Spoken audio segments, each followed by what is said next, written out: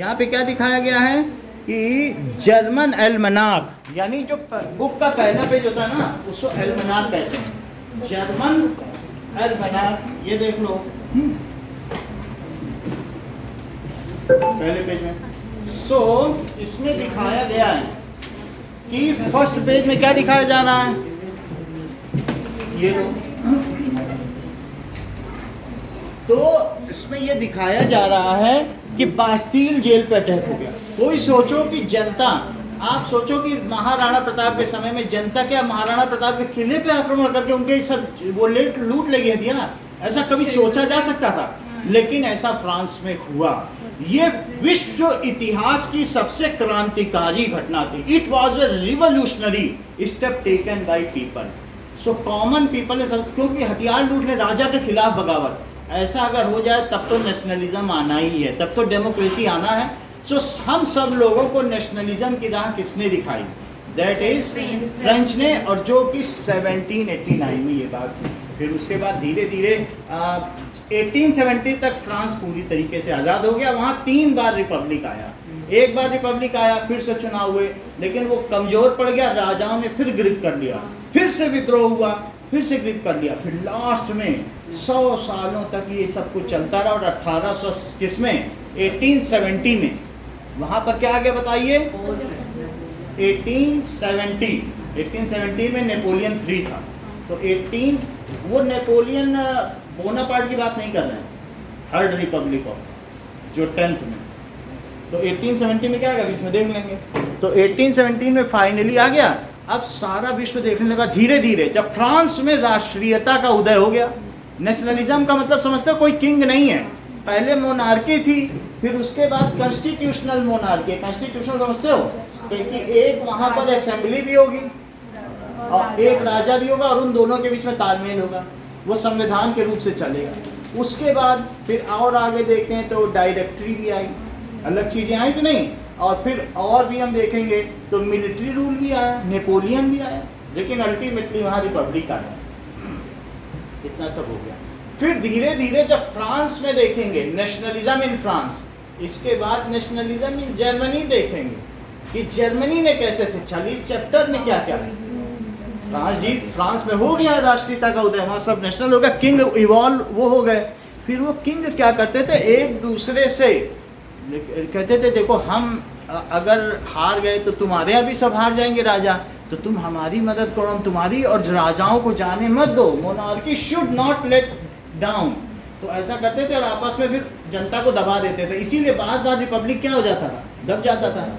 लेकिन फिर भी अल्टीमेटली फ्रांस में 100 साल के बाद 1870 में वहाँ पे क्या आ गया, तो धीरे धीरे जो 1789 में सबसे पहले क्या हुआ बताओ, बास्तील पर आक्रमण हुआ।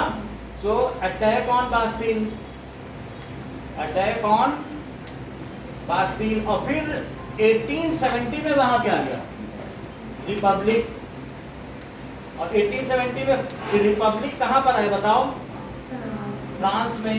उसी दौरान जब यहाँ रिपब्लिक आ गया फ्रांस में, फिर जर्मनी का नेशनलिज्म पढ़ेंगे। जर्मनी में भी उसी टाइम पे आया, हम देखेंगे। फिर हम देखेंगे इटली का रिपब्लिक, किसका देखेंगे, इटली का। तो इटली में भी हम सब जो टाइम लाइन देख लेंगे। फिर इंग्लैंड का रिपब्लिक देखेंगे, किसका, इंग्लैंड का रिपब्लिक देख लेंगे।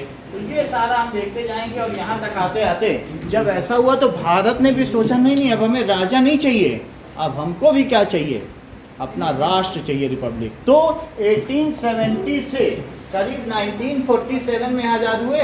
तो हमने यहाँ से करीब 50 साल वो, 30 साल वो, 80 साल बाद हमारी भी नींद खुल गई, और हमने भी यहीं से।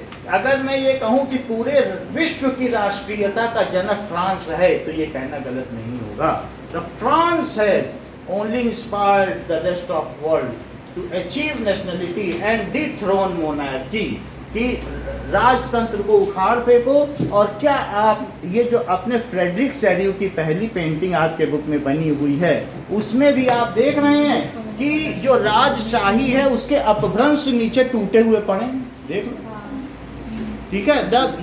That is remains of nobilities are knowing, और ये इतनी छोटी पेंटिंग नहीं है, इतने बड़े हॉल की इतनी बड़ी दीवार पर बनी, और भी बड़ी दीवार। समझ में आया? It is huge painting. जब आप जाओगे तो देखने को पड़ती है कि इतनी बड़ी पेंटिंग, और ऐसी 6 पेंटिंग बनाई थी, सिर्फ एक आपके सामने है। और ये कैसी पेंटिंग है? आगे की कल्पना करते हुए। एक होता है कि अभी का बता दिया, आगे क्या होगा। और आप देखिए कि जो स्टेचू ऑफ लिबर्टी है, स्वतंत्रता की देवी, वो खड़ी है कि नहीं, जो अमेरिका में न्यूयॉर्क में स्टेचू ऑफ लिबर्टी, वो एक एक को आशीर्वाद देती जा रही है और वो आगे निकलते चले जा रहे हैं।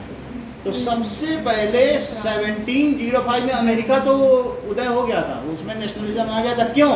क्योंकि उसकी 13 कॉलोनी को क्या लुई 16 ने आज़ाद कराया था ब्रिटिश से, और उसके आज़ाद होते ही अमेरिका फ्री हो गया और फिर आज़ाद भी हो गया। और इसीलिए अमेरिका नंबर 1 है, जो सबसे पहले आज़ाद हुआ वो नंबर 1 है, जिसमें नेशनलिज्म आ गया। फिर उसने कोई डायरेक्ट वार कभी किसी से नहीं लड़ा अपनी ज़मीन पर। तो आप देख रहे हैं, तो क्या सबसे आगे अमेरिका है, और उसके आगे धीरे धीरे अब फ्रांस आ गया है। तो कुछ लोग आगे निकलते चले जा रहे हैं कि नहीं, और फिर फ्रांस आएगा, और फिर धीरे धीरे दूसरे राष्ट्र भी हैं। तो सब एक एक आते जा रहे हैं, और जो पास करता जा रहा है वो उनसे आशीर्वाद देता जा रहा है, और वो फ्री होता जा रहा है।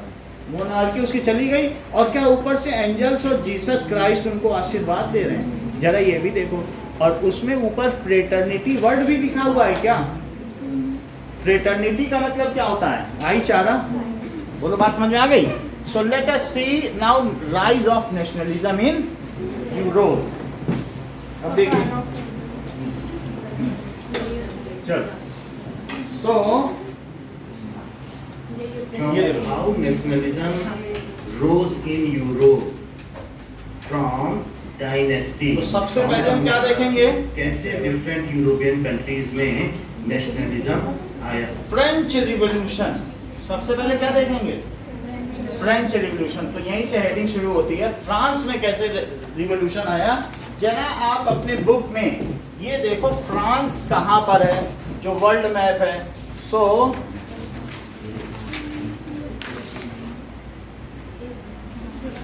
दिस इज नाउ, ये जो पोर्शन है, ये इटली हो गया, ये ग्रीस हो गया, और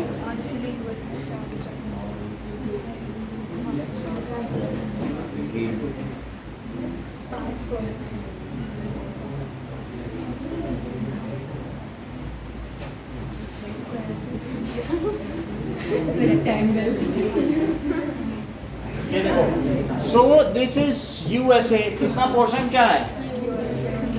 यूएसए, ठीक है। और ये नॉर्थ अमेरिका, साउथ अमेरिका। यहाँ पर ये कौन सा माउंटेन है? Ural. Ural mountain. Ural mountain किसको किससे अलग करता है? एकलव्य। यूरोप और एशिया को। अच्छा, ये क्या है? इटली। दिस इज, क्या हम इसके बारे में भी पढ़ने वाले इस चैप्टर में? ये क्या है? That is United kingdom. क्या है?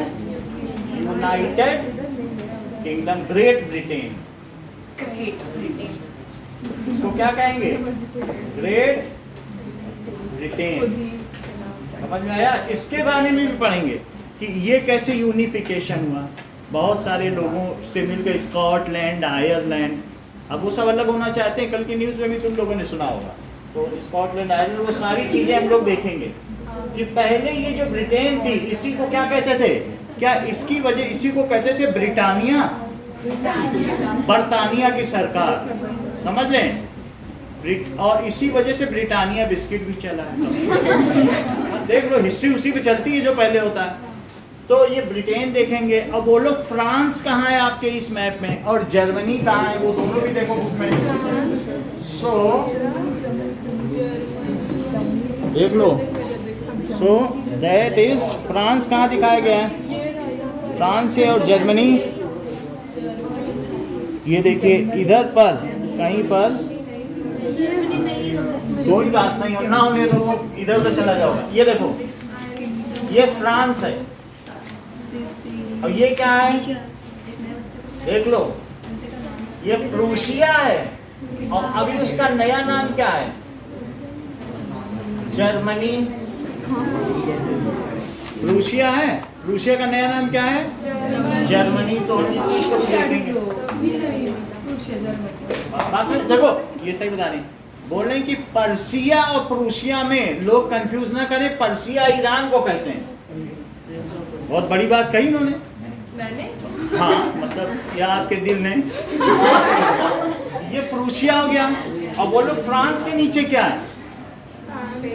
फ्रांस के नीचे है स्पेन। तो फिर ग्रीस कहाँ है? ये देख लो, ये है ग्रीस, ये ग्रीस है।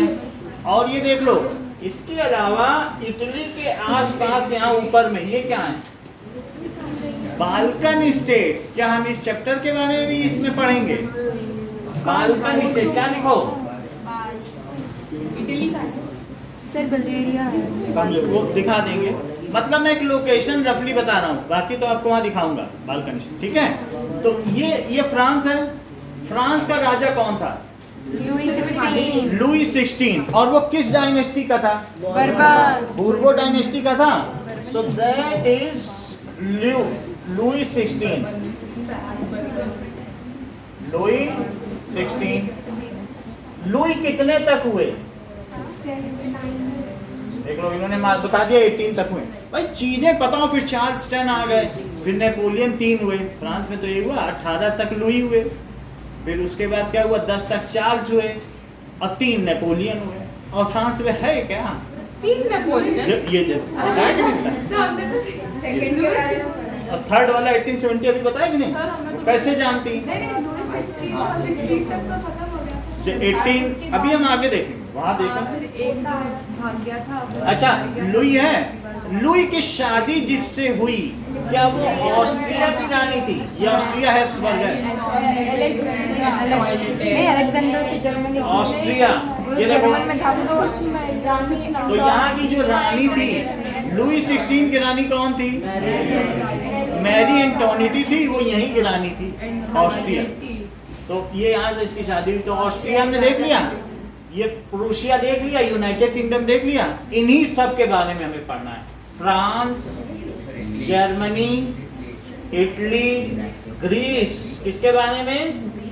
Balkan state. और बोलो, सब समझ में आ गई बात? किसके किसके बारे में पढ़ना है? France, Germany, Italy, Balkan state, Spain, हाँ। स्पेन नहीं है, यूके, यूएसए। यूके यूएसए नहीं पढ़ना है, इसको छोड़ो, ये बस यूके तक इतना ही पढ़ना है। इन सब की हम क्या देखेंगे कि rise of nationalism in Europe, किस प्रकार से यूरोप में राष्ट्रीयता का उदय हुआ। What is the concept of nationalism? कि नेशनलिज्म का कॉन्सेप्ट है कि हम 1 इंच जमीन दूसरे की नहीं चाहते, क्योंकि हम माँ मानते हैं अपनी धरती को। कुछ लोग क्या मानते हैं? उसे मेटर्निटी मानते हैं, कुछ फ्रेटर्निटी मानते हैं। समझ आए कि नहीं? फ्रेटर्निटी। और कुछ लोग पैटर्निटी मानते हैं। पितावाद है तो पैटर्निटी, भाईवाद है तो फ्रेटर्निटी, और या माँ मानते हो तो मैटर्निटी। बहन को कोई स्थान नहीं दिया गया, बहनवाद। यही 3 चीज है। समझ में आ गई बात कि नहीं? तो सस्टेनिटी हो सकता है, बट वो फ्रांस में ऐसा आया नहीं कभी हिस्ट्री में, तो उन्होंने दिया नहीं। लेकिन ये 3 नाम बहुत प्रसिद्ध हैं, और उसमें से फ्रेडरिक सेड्यू ने ऊपर फ्रेटर्निटी लिख दिया है कि सभी देश भाई भाई हैं। फ्रेटर्निटी लिखा है कि नहीं अपने चित्र में? ब्रदरहुड और अब जरा देखो, तो ये बात हमें पता चल गई कि नेशनलिज्म क्या है। नेशनलिज्म है कि हम न कुछ किसी की 1 इंच जमीन चाहते, ना अपनी किसी को देंगे।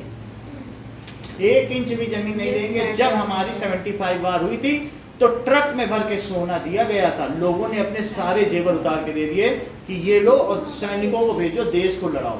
ये होता है कि भाई हम अपने देश के प्रति कितने संकल्पित हैं। तो अगर फ्रांस ने पूरी दुनिया को नेशनलिटी दिखाई, नेशनलिज्म, तो फ्रांस को नेशनलिज्म या डेमोक्रेटिक्स का जनक क्यों नहीं कहा जाता? ये सृष्टि का प्रश्न है। भाई इतना बड़ा काम तो किया ना, क्यों नहीं कहा जाता? सारा गुड़ गोबर नेपोलियन बोनापार्ट ने कर दिया। जब तुम्हारा नेशन बन गया था तो तुमने क्यों दूसरे पे आक्रमण किया और 70% यूरोप को क्यों जब्त कर लिया? तुम तो इजिप्ट में भी घोड़ा लेके पहुंच गए थे। समझ में आई बात की नहीं? तो यहाँ पर हम देखेंगे, आप इधर ध्यान दें, नहीं तो नहीं इंटरेस्टेड तो जा सकती हैं। इतनी बात समझ में आई कि नहीं? सो इस तरीके से, इसलिए चूंकि अगर नेशनलिज्म का कॉन्सेप्ट ये होता है कि आप किसी की ज़मीन लेंगे भी नहीं, और उसमें लोगों को क्या करने लगा कि सबसे इसी से हुआ था। आप देखिए सबसे पहले राष्ट्रीयता का उदय, और इसने क्या किया 1804 में अपनी जो एक्सपेंशन ऑफ टेरिटरी है वो शुरू कर दी थी। तो अब हम देखेंगे सबसे पहला काम क्या देखेंगे बताइए। इसको ध्यान से देखो, फिर क्वेश्चन पूछेंगे और फिर उसके बाद फिर दिखाएंगे। तो आप सिर्फ सुनते जाइए, हम बीच बीच में बताते चले जाएंगे। ना अब देखो, दैट इज, हम फ्रेंच रिवॉल्यूशन से देखेंगे कि लोगों ने कैसे इसके लिए रिवॉल्व किया और नेशनलिज्म आया। फ्रेडरिक सेरियू ने एक पेंटिंग दिखाई जिसमें दिखाया कैसे फ्रांस लीड कर रहा है स्टैच्यू ऑफ दूसरे लिबर्टी। ये कौन है बताओ? नेशनलिज्म गेन करने के लिए। लुई फ्रांस ने 16 बहुत पहले रिवॉल्यूशन नेशनलिज्म गेन कर लिया था। लुई 16 74 में वहां राजा बना। सबसे पहले ये राजा बना 74 में, ठीक है। लुई 16 की आप देखिए शाही पोशाक है। सो ही वाज, ठीक है, crown as king of France. कब बना? सो 1774 में लुई 16 क्या बन गया? दैट इज वहां का राजा बन गया।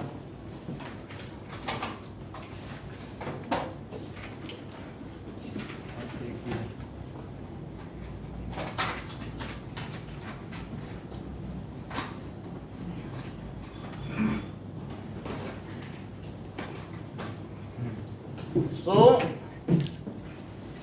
Louis 16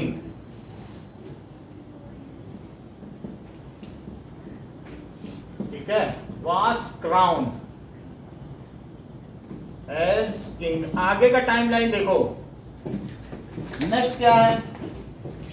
तो लुई 16 जब फ्रांस का किंग बना तो उस समय उसका खजाना खाली था। The treasury was empty. तो फ्रांस का किंग लुई 1 से लुई 16 तक लगातार राजा बनते रहे। लुई 18 इनकी बूर्बो डायनेस्टी का लास्ट किंग था। लुई 16 ने ऑस्ट्रिया की हैब्सबर्ग एम्पायर की क्वीन से शादी की जिसका नाम मैरी एंटोनिटी था। सो ऑस्ट्रिया के हैब्सबर्ग एम्पायर की ये प्रिंसेस थी जिससे लुई 16 ने ये ऑस्ट्रिया मैरिज की। ये हैब्सबर्ग एम्पायर है। This is the और ये कौन सा है? marriage between Bourbon Louis 16 and dynasty। Marie Antoinette. These were two different dynasties. ये देखो, ये प्रोसेशन है, ग्रांड प्रोसेशन दिखाएं कैसे शादी हो रही है। और ये लुई 16 प्रिंस पैलेस ऑफ वर्सलीज में रहता था जो बहुत भव्य महल था। देख लो, और मैरी एंटोनिटी जो पैलेस, दो तरीके के पैलेस थे। जो उसमें 14 तक के लुई थे वो ट्यूलरीज में रहा करते थे, वो महल अभी दिखाया जाएगा। और जो फिर 15, 16 और इसके आगे के हुए, उन्होंने सोने का महल बनवा डाला। एक तो तुम्हारा फ्रांस कंगाल है और तुम सोने के महल में रह रहे हो। देख के आज भी हैरत होती कि उसका एक रात का जो है $60,000 है, और सबसे कम $2,000 एक रात के ठहरने का था जब घना कोरोना चल रहा था। तब भी 2,000 लोग देने को तैयार थे डॉलर। $2,000 ज्यादा नहीं होता है, 1,80,000 रुपये प्रतिदिन का। अब ये समझ आ गई बात कि नहीं? तो लेकिन उतने में भी रहता, सोने के महल में रहने। तो ये जो मैरी एंटोनिटी लुई 16 की पत्नी थी, उसके देखो 3 बच्चे। कितने बच्चे? So she was having 3 childs. अब देखो, के 3 बच्चे थे। ये एक सलाहकार भी थी जो लुई 16 को सलाह देती रहती थी। The palace of Versailles was an extravagant। जो मैरी एंटोनिटी थी वो एक बैड एडवाइजर थी। उसने लुई 16 को चौपट कर दिया और उसको बाद में गुलोटिन करना पड़ा लुई 16 को, और खुद भी ये गुलोटिन हो चुके। गला कटता है, जिसमें बहुत ज्यादा पैसे खर्च होते थे, जो public सोने के को सिक्के चलवाया इसने। उस समय फ्रांस ने अमेरिकन कॉलोनीज को फ्री कराया ब्रिटिश। करो, ये ब्रिटेन ने, ग्रेट ब्रिटेन ने यहाँ कॉलोनी बना ली। यस, कभी कोई कॉलोनी क्यों करता था? उस समय कॉलोनाइजेशन क्यों चलता था? उपनिवेशवाद का चलन क्यों था? सर एरिया ज़्यादा, उससे क्या हो जाता? यूएसए के रिसोर्सेज वो काम में ले सकता है। काम में यानी वहां से वो कच्चा माल लेगा और जो प्रिपेयर्ड माल है वो वहां देगा। 2 रुपए का कॉटन यहाँ से उठाते थे, 200 रुपए की टी शर्ट देते थे। 2 रुपए किलो कॉटन में 4 शर्ट बनती हैं, तो ये वो करते थे। तो इस उनको एक नई मार्केट चाहिए थी, नहीं तो इतना मिल था वहाँ पर। आप देखिए कि मैनचेस्टर में इतनी मिल थी कि वहाँ इतनी टी शर्ट बन जाती थी कि वो कौन खपाएगा। तो उन्हें नए नए कॉलोनीज की जरूरत थी, उपनिवेश, जहाँ वो थोड़ा सा निवेश करें, बहुत सारा कच्चा माल लें और अपना दे दें। तो इसलिए कोलोनाइजेशन का चलन हुआ, ठीक है कि नहीं। So when other country rules to some country then it is called colony. उस चीज को क्या कहते हैं? कॉलोनी। तो कोलोनाइजेशन होता है। अगर आपका अपना घर नहीं है और आप कॉलोनी में रहते हो तो इसका मतलब है कि और किसी का रूल चल रहा है, वहाँ उसके नियम कानून चलेंगे। तो कुछ लोग कहते हैं हम कॉलोनी में रहते हैं, तो वो कॉलोनी आपकी नहीं है, वहाँ कोई नियम चलते हैं, ठीक है कि नहीं। तो भारत में भी कॉलोनाइजेशन हुआ। अब जरा देखें कि ये ब्रिटिश ने उस पर कब्जा कर रखा था और अंत में ब्रिटिश आर्मी को इवैक्यूएट करना पड़ा। इससे 2 बिलियन लिब्रे का कर्ज फ्रांस पर आ गया था।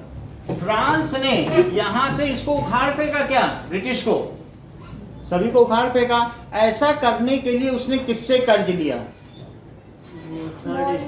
ये ठीक है, जो बिग बिजनेस अपने यहाँ के बिजनेसमैन से कर्ज लिया। तो 2 बिलियन लिब्रे यानी 20 लाख लिब्रे। 1 बिलियन में 10 लाख होते हैं, समझ में आ गई बात। बिलियन तो और ज्यादा हो गई, मिलियन, ये तो बिलियन है ना। तो अब आप समझिए 2000 lakh. Million billion 10 to the power 9, million billion trillion zillion 10 to the power 6 और 10 to the power 9, 10 to the power 12 और 10 to the power 15। तो मिलियन बिलियन ट्रिलियन जिलियन। चलो अब हम देखेंगे कि उसने वहां आजाद कर दिया, लेकिन अब उनको पैसा चुकाना भी पड़ेगा ना। तो क्या हुआ होगा? नाउ फ्रांस वाज इन डेब्ट। उस कर्ज को पूरा करने के लिए उसने असेंबली ऑफ स्टेट्स जनरल की मीटिंग बुलाई, जिसमें क्लर्जी नोबल 5 में 1789 अगली टाइम लाइन है, और ये एक स्टेट्स जनरल की मीटिंग बुलाई गई। So that is meeting of states general was called. ये मीटिंग कितने 100 सालों बाद अब बुलाई गई थी? वो आपकी बुक में लिखा है, जिसने पहला पेज पढ़ा होगा वही बता सकता है।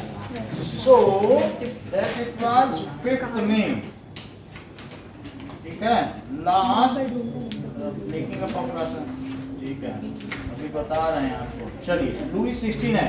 सो 5th में देखो, 5th में अपने ये राजा बनने के कितने दिनों बाद बुलाई?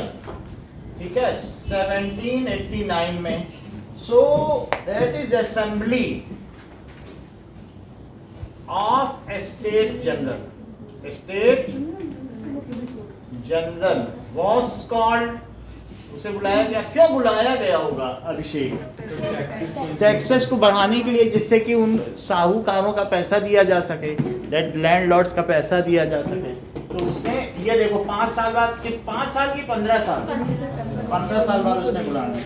अच्छा, इसका मतलब है वहां क्या कंपोजिशन था सोशल क्लास का? क्लर्जी 3% थे और नोबिलिटी पीजेंट्स कितने थे? 97%। तो अब आप देखिए कि क्लर्जी थे और फिर उसमें कुछ नोबिलिटीज भी रहे होंगे। क्लर्जी, नोबिलिटीज, और तीसरा कौन था? Third state. First state clergy थे, सेकंड स्टेट कौन थे? फर्स्ट स्टेट क्लर्जी में कौन आता था? सेकंड स्टेट चर्च के जो पोप थे उन वो सब आते थे, और इसमें नोबिलिटीज दरबारी आते थे। हाँ, और जो भी, और थर्ड स्टेट में इसके भी 3 थे, फर्स्ट और सेकंड, है ना। तो मतलब अलग अलग क्लास बने हुए थे। तो इसमें क्या आते थे? बिग लैंडलॉर्ड, है ना। और फिर इसके बाद क्या होगा कि जो वो पढ़े लिखे लोग थे, डॉक्टर्स और वो सब भी आते थे। डॉक्टर्स, लॉयर्स,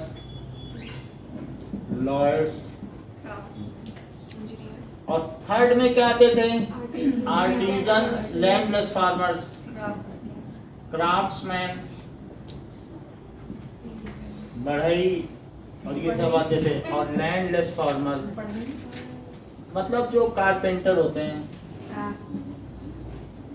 मूर्तिकार। अब आगे देखो, तो इस तरीके से यहाँ पर उन लोगों को जो थर्ड स्टेट का जो तीसरा तबका था, that is lower class people, उन लोगों ने 40,000 लेटर दिए। और वहाँ की जो ये असेंबली बैठी थी, ठीक है, ये जो असेंबली बैठी है पैलेस ऑफ वर्सलीज के हॉल में बैठी। कहाँ पे बैठी है? पैलेस ऑफ, हमने बताया था, बताओ पिछला महल कौन सा था? तो पैलेस ऑफ ट्यूलरीज, अभी वो भी दिखाएंगे। ट्यूलरीज वो लुई 1 से लुई 14 तक रहे। और फिर उसके बाद पैलेस ऑफ वर्सलीज में कहां से कहां तक रहे? वर्सलीज में लुई दैट इज 15 से लुई 18 तक रहे।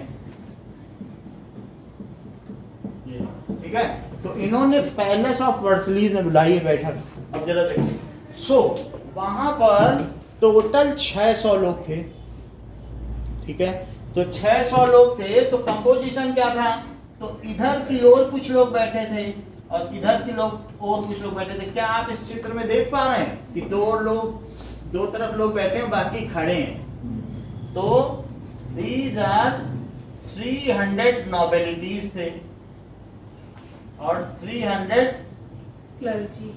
क्लर्जी 600 और 600 क्या थे?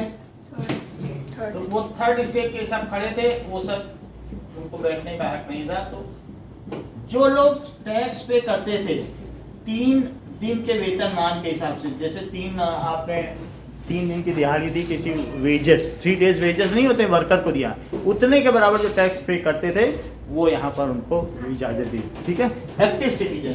तो ये इसमें कितने थे? 600 ये लोग थे, दैट इज थर्ड स्टेट के थे। तो फर्स्ट स्टेट, थर्ड स्टेट और ये सब थे, और एक राजा का वोट होता था।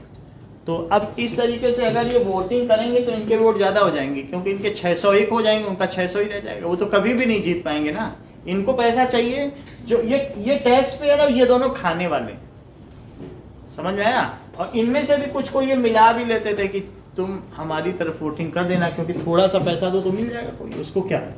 तो इस तरीके से इनको मालूम था कि यहाँ पर सही नहीं है, तो उन्होंने कहा कि नहीं, this voting system is not perfect, तो इसको हम विरोध करते हैं। टैक्स पे का जब ये विरोध कर रहे थे तो लोग मीरा ब्यू, जो कि खुद एक नोबेलिटी पर्सन था वो, लेकिन वो शानो शौकत से नहीं रहता, तो वो निकल के चला गया। तो बाकी लोगों ने भी उसे वो किया।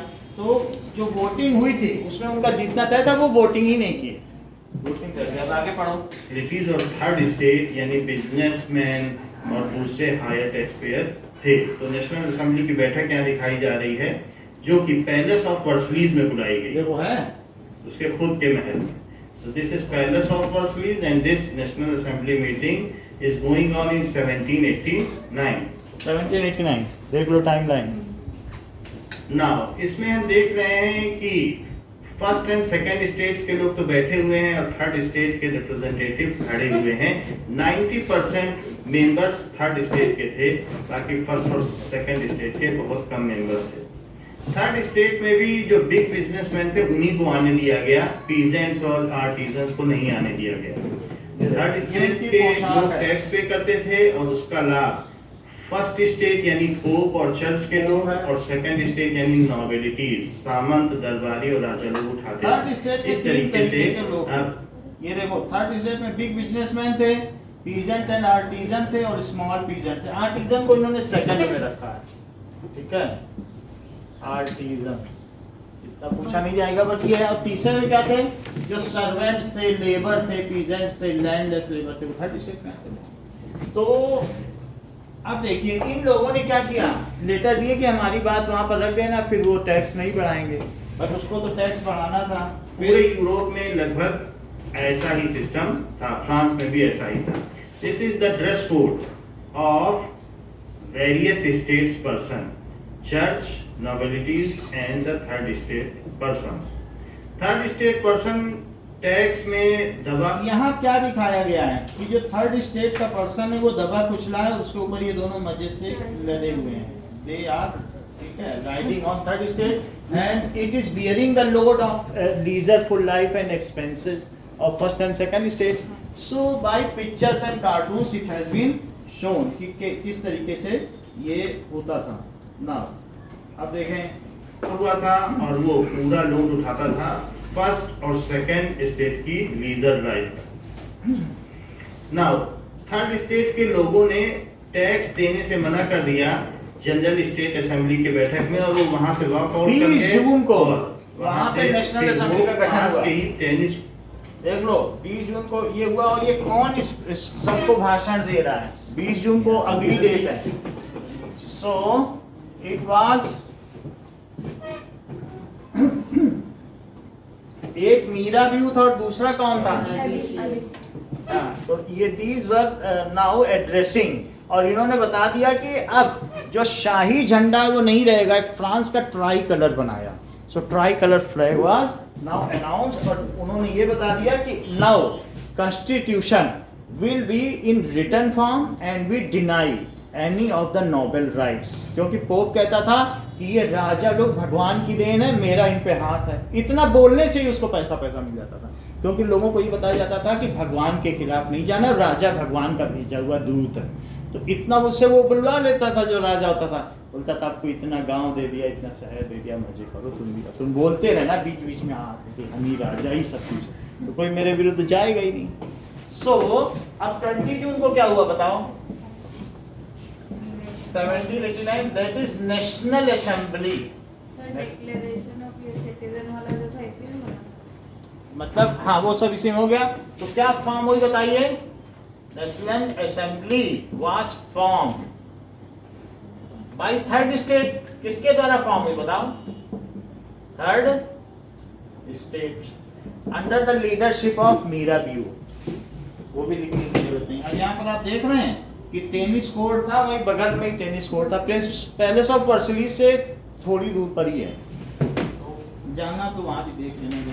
कोर्ट में चले गए जो पैलेस ऑफ वर्सलीज के पास था, और वहां पर एबे सीज और मिराबियू ने ये ओथ ली कि जब तक वो कॉन्स्टिट्यूशन को एस्टेब्लिश नहीं करेंगे तब तक वो चैन से नहीं बैठेंगे। उन्होंने इस असेंबली का नाम नेशनल असेंबली दिया।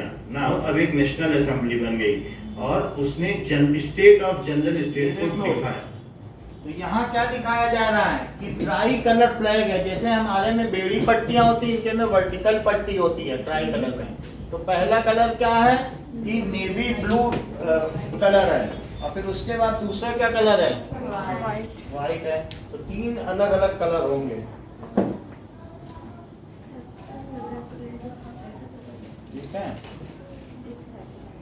3 different colors were there. Now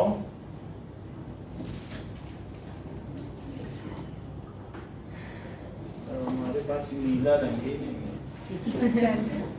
चलो, तो पहला ब्लू है और दूसरा क्या है? Blue white. तो ये ब्लू था, दिस इज, और ये रेड है, फ्रांस का कलर, ठीक है। तो नाउ अब यहाँ पर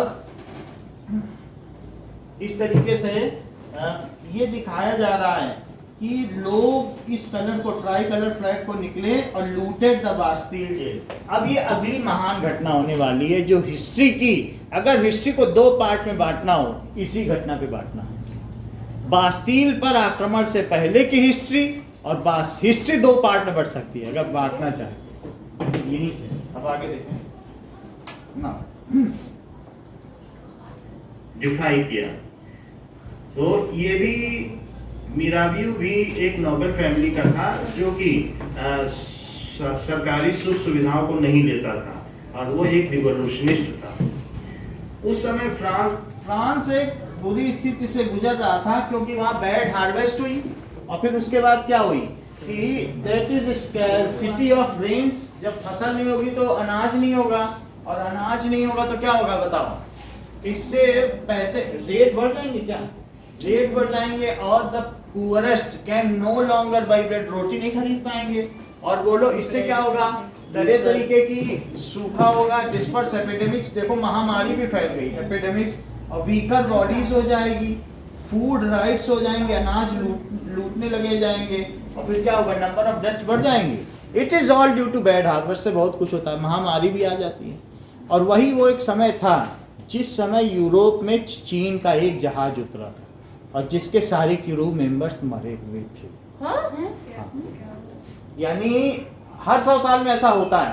तो उस जहाज में से चीन से क्या आ रहा था बताओ, अनाज आ रहा था। तो वो जो अनाज था उसमें ऐसे चूहे भी आ गए थे जो फ्लेग लाए थे। तो वो फ्लेग ऐसी बीमारी थी कि जितने 20 दिन में वो जहाज पहुंचा, तो वो 20 दिन में जब जहाज पहुंचा तो उतनी देर में वो अनाज को खा के किसी भी उसमें भी अनाज में चूहों का फ्लेग हो गया था, सारे क्रू मेंबर मर गए थे। लास्ट में कैप्टन या कोई एक लाके वो वहाँ जहाज आ गया, वो भी मर गया, कैप्टन वो भी मरा मिला। और फिर उस अनाज को खाने के बाद आधी यूरोप की जनसंख्या भी मर गई। ये सबसे बड़ी महामारी, हाफ ऑफ द यूरोप। नहीं तो ये एपिडेमिक ना लिखा जाता। तो ये एपिडेमिक का मतलब आप समझ गए ना कि किस टाइम लाइन से रिलेट कर रहा है।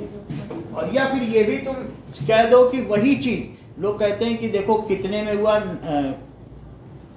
बार बार लौट आ रहा है, हर 100 साल में महामारी लौट आती है जो आधे लोगों को मार देती है। वो कह रहे हैं देखो कितना पीरियोडिक है। तो कोरोना के टाइम पे भी ये सुना होगा। अब आगे देखिए, इसमें अकाल पड़ा हुआ था और महामारी की ओर बढ़ रहा था, तो लोगों के अंदर एक तरीके का डिसेंट था, वो सरकार के विरोध में आ यहाँ क्या आप गए। देख रहे हैं? बेकरी में ये दिखाया गया कि बेकरी के सामने ये लोग लंबी लंबी क्यू लगाती थी, 4 घंटे में बेकरी मिलती थी। वहाँ रोटी घर से नहीं लाई जाती थी, वो लोफ तोड़ के देते थे इतना, वो जैसे लोफ होता है ना, वो काटते भी नहीं थे, उसी को तोड़ के अपना किसी चीज में जूस में डुबो समझ आई बात कि नहीं। तो वहाँ रोटी बनाने का प्रश्न आज भी ब्रिटेन में नहीं है। जब रोटी बोलो तो ब्रेड है, और वो तौल के या काट के छुरी से इतना हिस्सा तुम्हें दे देगा बैग में डाल के। वो राशनाइज्ड था, मतलब राशनिंग है, घर में नहीं बनाना है। गेहूं की राशनिंग है, गेहूं बाजार में नहीं मिलेगा, यहीं ब्रेड बेकरी में लो, यहीं से दो। तो उसमें सब फेडअप थे कि बेकरी में लंबी लंबी लाइन है, 4 घंटे अगर औरत वहाँ लाइन लगाएगी तो बाकी काम क्या करेगी। अब देखो कि लंबी क्यू लगाए रहती थी ब्रेड के लिए, तो सरकार मैनेज नहीं कर पा रही थी, खाद्यान्न का भी अभाव था। जो बड़े बड़े नॉवेलिटीज थे, सामंत थे, वो टैक्स। यहाँ क्या दिखाया गया है कि जो एक तरीके से सामंत जानते हो, राजा अपना एक बड़ा सेक्टर दे देगा कि तुम लो, तुम्हें वो जमीन दी, अच्छा तुम हमको 100 दीनार देना हर महीने, अब तुम कितना भी टैक्स लो, खून चूस लो वहाँ का, लेकिन तुम इतना पैसा हमारे यहाँ लग जाना। कहते हैं सामंत ने कहा बिल्कुल सही, हम तो चूस ही लेंगे पूरे के पूरे, तुमको देते रहेंगे। तो सामंत का काम था, ये सब कुछ दे रहा है, इतना अनाज दे रहा है, मोहरे दे रहा है, फल भी लेके आया, लेकिन ये कैसे देख रहा है, और इसके ऊपर मकड़ा बना हुआ है, स्पाइडर, तो वो भी अपने फ्राउंस बना रहा है माथे पे बल, और ये दिखाया गया इसका कुत्ता भी देख रहा है कि, और ये डिसप्लीज्ड है, ये सही नहीं रहा है, जबकि सब कुछ दे रहा है। तो ये दिखाया गया है इस पिक्चर में कि दैट सामंत वाज। तो यहाँ पर भी जोधपुर में बहुत सारे सामंत थे। महाराणा प्रताप की जिस अजब देह से शादी हुई थी वो भी एक सामंत थी। लिया करते थे हैवी टैक्सेस। और ये जो फूल कुंवर था, गया है, फूल कुंवर और रजत दे, तो फूल कुंवर का भी यहीं पर मंडोर गार्डन में ही मकबरा बना, मतलब उसका वेदी जहाँ जेदी थी। चलो दे रहा है, इसको एक इंसेक्ट बताया गया है। Now due to this there was a revolution. अब यहाँ revolution agitated by common people, they have done agitation. National assembly जो मीराबी और एबे सेवी ने की, उन्होंने एक सिंबल दिया जो एलिगरी ऑफ फ्रांस बना। ये देखो, सो यहाँ पर क्या था बताओ, मैरी एनी, ये कौन है? सेवी ने, तो जो यहाँ की देवी थी उसको क्या कहते हैं, मैरी एनी, और जो जर्मन की थी उसे क्या कहते हैं, बुक में बना जर्मेनिया, जैसे भारत की अलीगढ़ी है रूपक, उसको भारत माता कहते हैं, और उनको क्या कहते हैं, जर्मन वाली को जर्मेनिया, और ये फ्रांस है। तो ये लिए हुए हैं, और इसके एक हाथ में क्या है बोलो, क्या संविधान है, दैट इज चार्टर, और दूसरे हाथ में रेड कैप है। वो रेड कैप लेके क्या है कि स्लेव सब आजाद हो चुके हैं, अब जो है थर्ड स्टेट गुलाम नहीं रहेगा। समझ में आई बात कि नहीं? देखो रेड कैप लिए कि नहीं, सो रेड कैप लिए हुए, इसका मतलब है। और बाकी क्या इसके कपड़े में वही रंग है जो इनके ट्राई कलर में है, तो ट्राई कलर में वही रंग हो गया। और इसके भाले में बैतूल की पत्तियां लटकी हुई हैं, दैट इज उससे क्या होता है कि हम शांति के प्रतीक हैं, लेकिन छेड़ोगे तो छोड़ेंगे नहीं। तो ये सब यहाँ पर दिखाया गया, दैट इज क्रिश्चियन मैरियनी। तो ये जो फ्रांस के लोग थे, जब पहली बार बास्टील पे आक्रमण करने जा रहे थे, तो इन्होंने एक मैरियनी जगह के लोग थे, उन्होंने ही राष्ट्रगान गाया था, मर्सलीज ना। सो वो वहीं के लोग थे, तो ये मैरियनी वहां के नाम पे बना है, और मर्सलीज वहां का राष्ट्रगान अभी। अब देखो कि उन्होंने एक सिंबल दिया जो एलिगरी ऑफ फ्रांस बना। सो दैट ये देखिए, तो यहाँ पर ये चार्टर है, तो ये मोनोलिथिक है, पत्थर पर गढ़ा हुआ है, इट इज एनग्रेव्ड, और इसमें बहुत सारे सिंबल्स हैं, that is declaration of right of man. तो पहले बना था राइट ऑफ मैन, फिर फीमेल ने बहुत लड़ाई की, फिर बहुत सालों तक वहाँ पर कि हमें भी वोटिंग राइट दिए जाने चाहिए। तो वहाँ लिबरल्स थे, वो नहीं इस मामले में थे कि फीमेल को देना चाहिए वोटिंग। इसको हम देखेंगे कि कंजर्वेटिव और लिबरल्स के क्या मतभेद थे, वो आगे देखा जाएगा। लेकिन यहाँ पर एक चार्टर बन गया कि हम लोग सिटोयन और सिटोयिनी हैं, और उसी से आज नाम बन गया सिटीजन है, सिटीजन नाम बन गया, बट सिटोयन और सिटोयिनी कहा गया। अब आगे देखो, तो इसमें ये चार्टर बन गया, नेशनल असेंबली ने बना दिया, ये चार्टर है। और मैरियानी वहाँ की राष्ट्र की देवी थी, एलिगरी कॉन्स्टिट्यूशन बनाया गया। ये देखो, यहाँ पे आप क्या देख रहे हैं, सबसे रेड कैप किसका प्रतीक है बोलो, आजादी का। तो ये किसका प्रतीक है, दैट इज कलर है वहां की, ब्लू व्हाइट रेड कलर पहने कि नहीं। और क्या इसके हाथों में बेड़ियां हैं कि बेड़ियां तोड़ी, देखो टूटी हुई बेड़ियां लिए। और तीसरी चीज देखिए, ये एंजल है, यानी एंजल जो है, एंजल पहले राजा को करते थे आशीर्वाद, तो एंजल अब राष्ट्र को आशीर्वाद कर रहा है, यानी अभी भी लोगों ने धर्म नहीं छोड़ा था।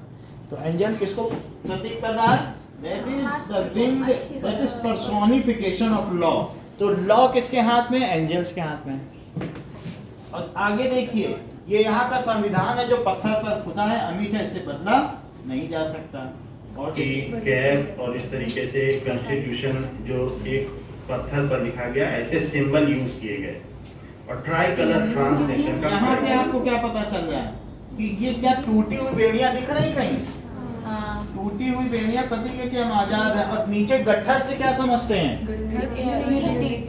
गट्ठर का मतलब है एकता में शक्ति। तो बहुत सारे सिटीजन्स मिल जाए तो उनमें शक्ति, उसके आगे रेड कैप लगी हुई है। और ये आई का मतलब क्या है, दैट इज नॉलेज।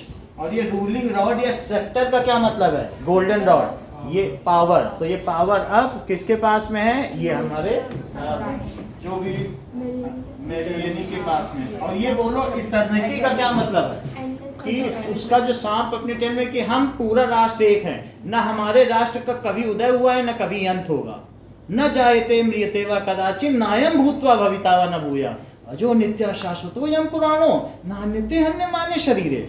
तो इन्होंने बता दिया, न मेरा कभी उदय हुआ न मेरा कभी अंत होगा, हम अनादिकाल से, we are eternal and not ephemeral. हम कैसे हैं बताइए, अनादि हैं, अजन्मा हैं, हम नश्वर नहीं हैं। ये तो इस सर्व का न आदि है न अंत है, ऐसे ही मेरा राष्ट्र है जो सदा सदा चलता रहे। देयर वर ये ओपन चेन्स, टूटी हुई हथकड़ियां, ये ये सारे and that is snake with its tail in its अब जरा ये देखो सिंबल यूज किए वहां का किस तरीके का सिस्टम था। तो देख लो, जो सबसे नीचे कितने लोग थे बताओ, वुमेन, चिल्ड्रन, और ये सब बहुत ज्यादा लोग थे, करीब 3 मिलियन। 3 मिलियन मैन का मतलब समझते हो? 30 लाख ऐसे लोग थे जो वोट देते थे या नहीं देते थे? नहीं देते थे। और इसके ऊपर एक्टिव सिटीजन्स थे जो कम से कम 3 डेज वेजेस के बराबर टैक्स देते थे, वो एक्टिव सिटीजन्स थे। वो कितने लोग थे? एक्टिव सिटीजन यहाँ देख के बताओ, पॉपुलेशन ऑफ 28 मिलियन है। 3 लाख लोग ऐसे थे जो टैक्स नहीं देते थे। 28 में से 4 मिलियन। देखो अबाउट 4 मिलियन, ये बात सही कह रहे हैं। तो 3 मिलियन है तो 4 मिलियन उसमें एक्टिव सिटीजन, तो पैसिव सिटीजन नो। तो ये कोई घपलेबाजी है, क्योंकि 3 क्यों लिखा है? 30 लिखते हैं। नहीं तो नीचे वो औरतों और बच्चों को नहीं, औरतों और बच्चों को नहीं अच्छा अच्छा, उनको गिना नहीं है, ठीक है। तो मतलब 4 मिलियन लोग वहां जो ऐसे थे, वो कैसे हैं कि वो वोटिंग दे रहे हैं। और वो कितने इलेक्टोरेट को चुनेंगे? 50,000। भाई वहां देखो ना, 50,000, ये तो 9th का बना हुआ सब है। अब 50,000 अब कितने को चुनेंगे? 3। ये ठीक है नहीं, 789 इनको मतलब 9th का हर चीज इन्हें अंदर है। तो कैसे ये हमें फिगर देख लिया होगा जब चल रहा होगा कि इन्होंने यहाँ देखा नेशनल असेंबली, और नेशनल असेंबली में कितने मेंबर हैं? ये बिल्कुल डिफ्यूज्ड है। हाउ मेनी मेंबर्स हैं? क्वालिटी क्या देखो, बेकार क्वालिटी है। अभी 9th की बुक देखी जाए तो पता चले कि कितने मेंबर को ये चुनेंगे ना।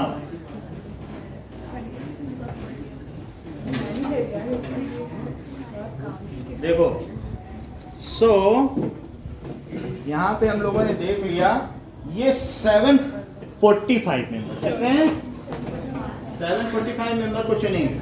अच्छा अब जरा देखो कि नेशनल असेंबली किस पे कंट्रोल रखेगी? किंग पर, क्योंकि वो संविधान बना सकती है। और किंग क्या करेगा? वीटो का मतलब क्या होता है? कहते जाओ तुम लोग घर बैठो, भंग हो गया, फिर से चुनाव जाओ। हमको बोल रहे हो कानून मानने को। उसने जो है मजाक बना के रख दिया, 2 साल में 18 बार भंग कर दिया। इनकी पावर ही खत्म कर दी। बोला एक भी चीज बोलोगे उसी टाइम भंग कर दूंगा। भंग ही जब तुम इसी डर में जीते रहोगे, भंग कर देगा, जाओ घर बैठो अगले। तो उसने कर दिया, जो पावर थी खत्म कर दी। इसको कहते हैं ये कॉन्स्टिट्यूशनल मोनार्की, संवैधानिक राजतंत्र। संविधान भी और राजा भी, लेकिन मानेगा ही नहीं, ये फेल ही हो जाएगा। और जुडिशरी अलग है। जुडिशरी अलग ना होती तो लुई 16 गुलोटिन ना होता। जुडिशरी उसके, ये नहीं है कि जुडिशरी उसके अंडर में अलग थी। जुडिशरी को अलग से चुनते थे लोग, एक्टिव सिटीजन, इसीलिए उसने उनको क्या कर दिया था? गुलोटिन कर दिया। अब आगे देखो, अब यहाँ पर नेशनल असेंबली ने कॉन्स्टिट्यूशनल मोनार्की बना ली। लुई 16 को अब उसके अंतर्गत काम करना ये पड़ा। देखो यहाँ क्या क्या देख रहे हो, बहुत वही इंटरेस्टिंग कर- है किस तरीके से चीजें रखी गई। देखो क्या एक बंडल है लकड़ी का, एकता में शक्ति, और उसके ऊपर एक एरो है, क्या तीर, ठीक है, और उसके ऊपर लाल टोपी और जैतून की पत्तियां हैं जो चारों तरफ लिपटी हुई हैं। ऑलिव लीव्स होती है ना, ऑलिव ऑयल यूज करते हो। और देखो मोनोलिथिक है, एक पत्थर पर, सिंगल पत्थर पर लिखा हुआ एनग्रेव्ड संविधान, एनग्रेव्ड कॉन्स्टिट्यूशन, ये सब लिखा हुआ है कि नहीं, जो कि नेशनल असेंबली ने हाँ, डिमांड जो नेशनल असेंबली कहती थी। बट उसने दूसरे और डायनेस्टी से यहाँ देखो। गठबंधन करके नेशनल असेंबली को कई, ये भी अपने आप में बहुत बढ़िया चित्र है जिस चित्रकार ने बनाया। इसमें एक तरफ ये टूटी हुई चेन पकड़े मैरियनी बैठी हुई है, दैट इज मैरियनी का पूरा नाम बताओ। देखो ये अभी सुन नहीं रहे, गफलत में जी रहे, आप बताओ। ये ठीक है, क्रिश्चियन ये भी ठीक है, इन्होंने प्लेनली बता दिया, no sir there was no extra name. ये भी बोल, उन्होंने बोला क्रिश्चियनी में ना, क्योंकि उन्हें मालूम था मर्सिडीज सॉन्ग आया था, ये सब इसीलिए बताया जाता है कि चीजें कोरिलेट हो जाए। बोला नहीं ऐसा तो मैंने, ये भी बड़ा देखो बताया कि नहीं। अब यहाँ पर एक तरफ ये है जो टूटी बेड़िया, दूसरी तरफ बोलो गोल्डन सेक्टर किसके हाथ में? एंजल के हाथ में। और बीच में क्या एकता में शक्ति का लकड़ी का बंडल है, और उसके ऊपर एक रेड कैप है। तो फिर सांप कहाँ है? उसके ऊपर रेड कैप के जो उसके ऊपर मुंह में दबाए वो सांप ही है। और ये धनुष है दोनों तरफ जिसमें तीर छूटने वाला। धनुष भी देख रहे हो कि नहीं? दैट इज आई का ये धनुष, ये धनुष नहीं है, क्रॉस एंड गो। याद है?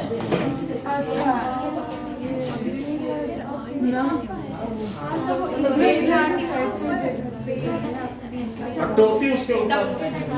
सर वो आई कहाँ आई सबसे ऊपर होगी। है ना सबसे ये नॉलेज दे रही है, देखो देखिए थोड़ी थोड़ी असेंबली के नीचे आई है।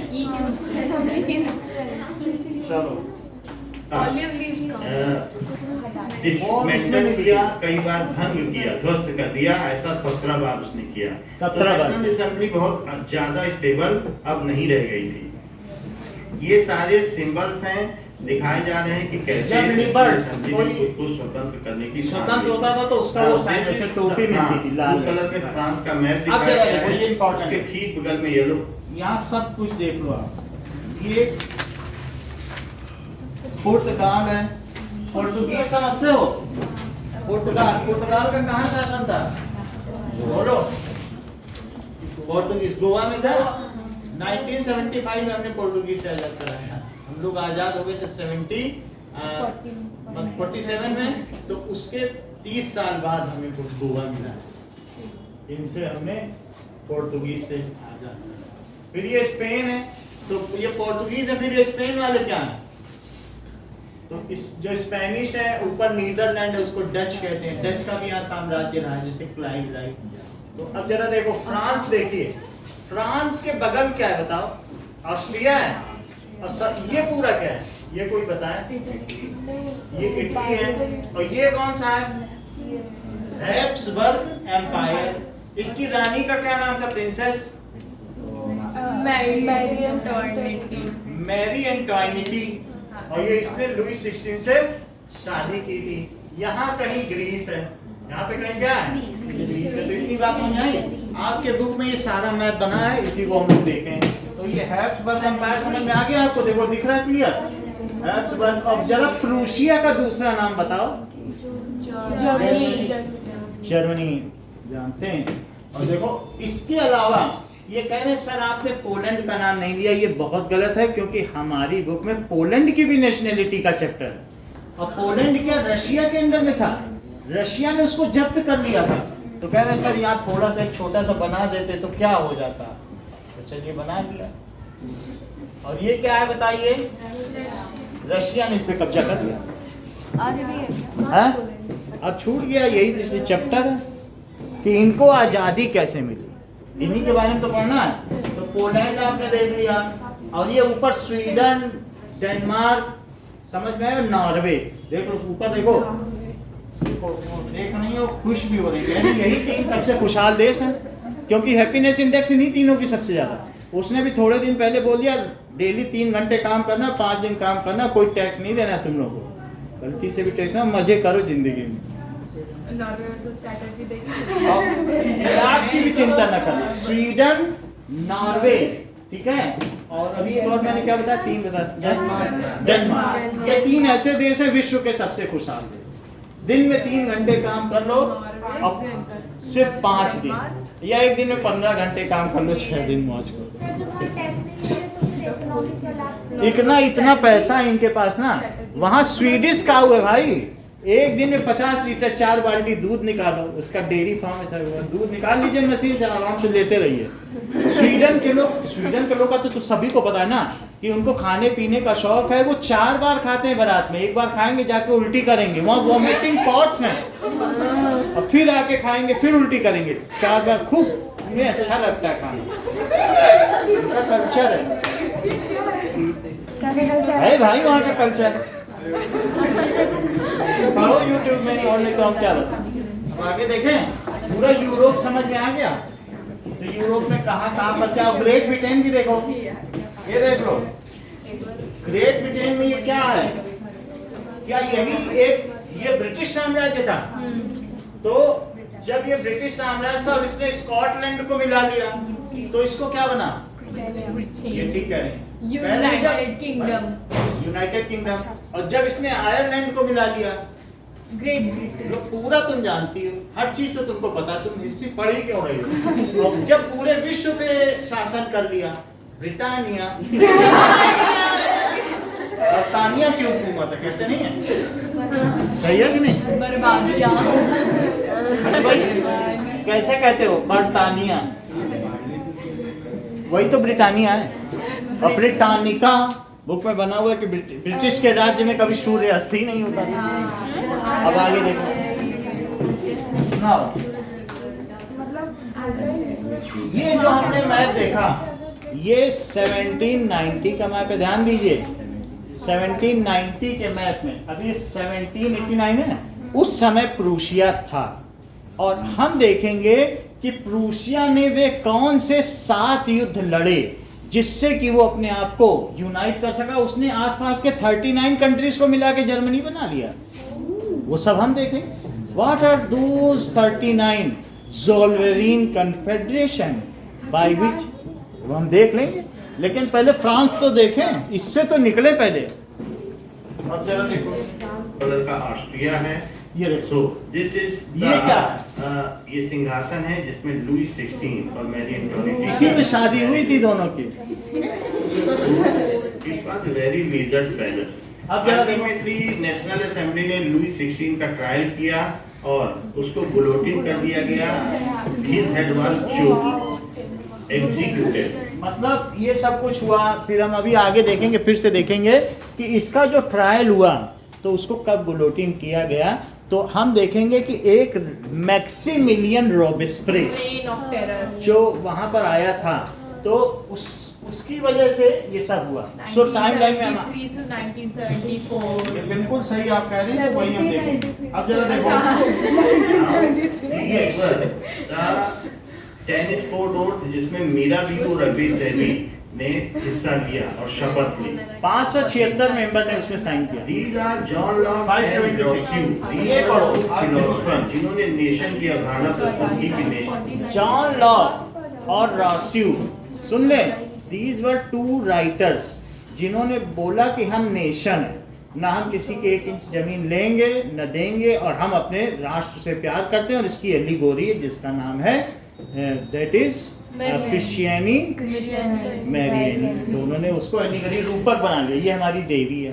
हम उदास होंगे तो अपनी देवी को उदास दिखाएंगे। जैसे आपकी बुक में दिखाया गया है कि जर्मेनिया उदास है, जमीन में पड़ी है। अगले पेज पे देखो, नेशन क्या है। ये लोगों देखो। को आजादी मिलनी चाहिए और राजा के दखल नहीं होना चाहिए। जॉन अच्छा, जो सबसे पहले सुन लें, यहाँ पर 89 है। और ये देख लो कि बास्तील की जेल पे कब आक्रमण हुआ, 14 जुलाई इस चीज को लिखे हैं। अब हमारी अगली लाइन आती है, दैट इज देख लीजिए लिखा भी है। So, now Bastille jail was attacked on वो वाले कपड़े की नाउ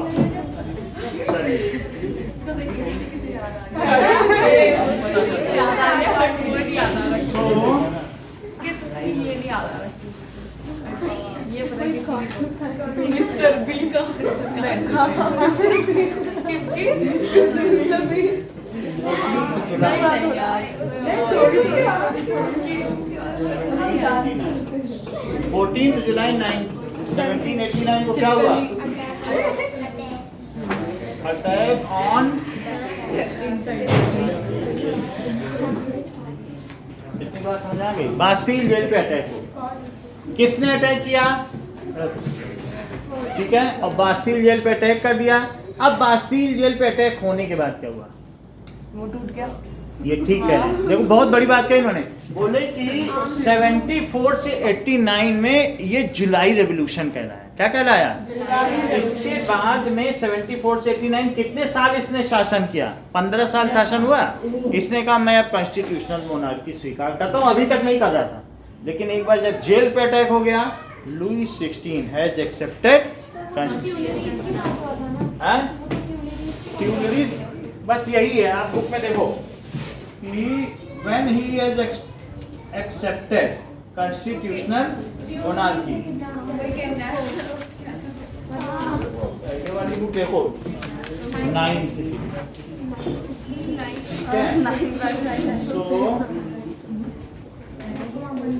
इसमें कई चीजें दिखाई गई हैं। ओके, 14 जुलाई को हुआ और फिर उसके बाद मैं डेट बता देता हूँ। सो नाउ एक्सेप्टेड, तो इसने क्या किया बताइए कि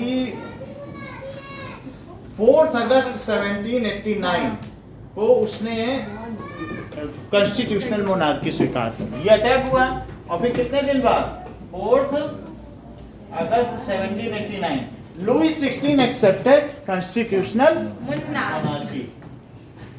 लुई 16 एक्सेप्टेड कॉन्स्टिट्यूशनल मोनार्की, उसने स्वीकार कर ली कि ठीक है, संवैधानिक राजतंत्र के अंदर में काम करेंगे, संविधान हमें दो, शासन हमारा होगा, इसे कहते हैं। और उसके पहले कौन सी मोनार्की थी ये बताओ? यश बता रहे हैं, मोनार्की निरंकुश राजतंत्र। और इसे क्या कहते हैं? जिस पर कोई अंकुश ना हो, निरंकुश राजतंत्र। और ये कैसा राजतंत्र है? संवैधानिक, संविधान के आधार पर चले। इसको क्या ऑटोक्रेसी भी कहते हो? अपने मन से जो चला ले। अब जरा देखिए, जब ये बन गया तो उसके बाद उसने क्या किया? ही dismantled National Assembly 17 times within 2 years of span. वो तो हमने देख लिया ना पूरा फ्रेमवर्क। तो ही dismantled, इससे क्या हुआ बताओ? चुनाव का बहुत खर्चा पड़ा क्या? 17 times national assembly.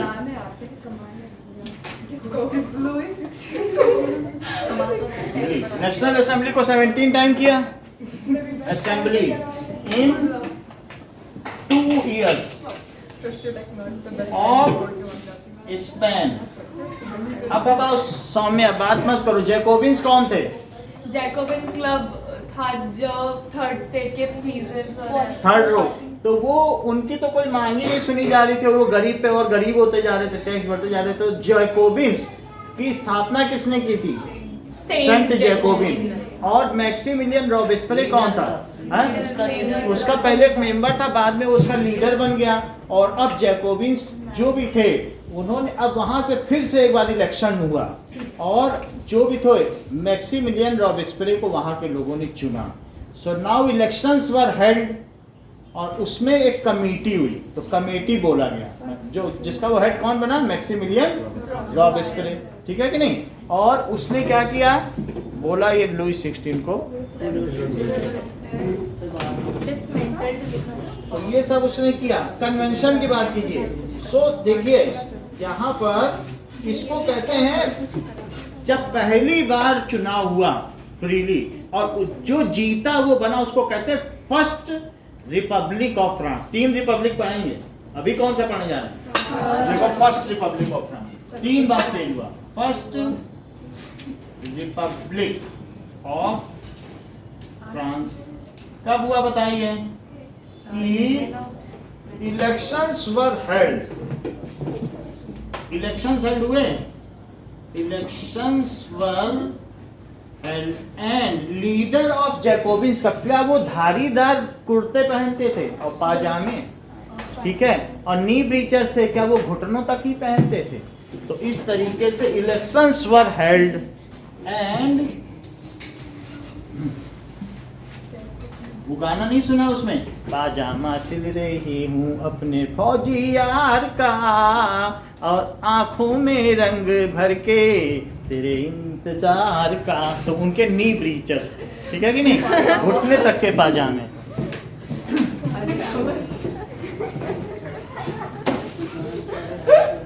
Elections were held, elections held किए गए और फिर क्या हुआ? Newly elected assembly was known as convention. अब उसे नेशनल असेंबली नाम नहीं दिया, वो तो बदनाम हो चुकी। 18 बार उसको डिसमेंटल किया जा चुका, तो इसलिए क्या किया गया? न्यूली इलेक्टेड असेंबली का क्या नाम दिया गया? Convention. That assembly was called convention. इसको कन्वेंशन का नाम दिया गया. And the leader of Jacobins club was made head of it.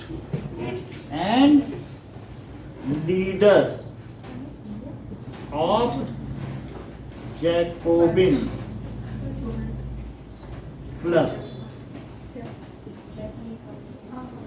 तो जैकोबिन क्लब के मेंबर को इसका हेड बना दिया गया. Was made head of it. ये कब बनाया गया बताओ? 21 सितंबर. सो दैट इज सितंबर में आप लिख रहे हैं, इतना ज्यादा है जरूरी नहीं है. सो सितंबर 1792. अब जब ये बना तो ये कौन बना बताओ? मैक्सिमिलियन रॉबेस्पियरे.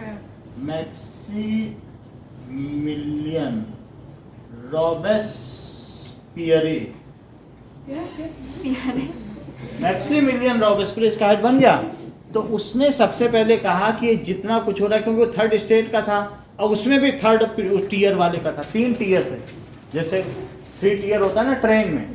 तो उसने कहा ये सब लुई 16 की वजह से हो रहा है, इसे गुलोटिन करो और इसकी वाइफ को भी गुलोटिन करो. वो बैड सलाहकार, वो अच्छी सलाहकार नहीं है.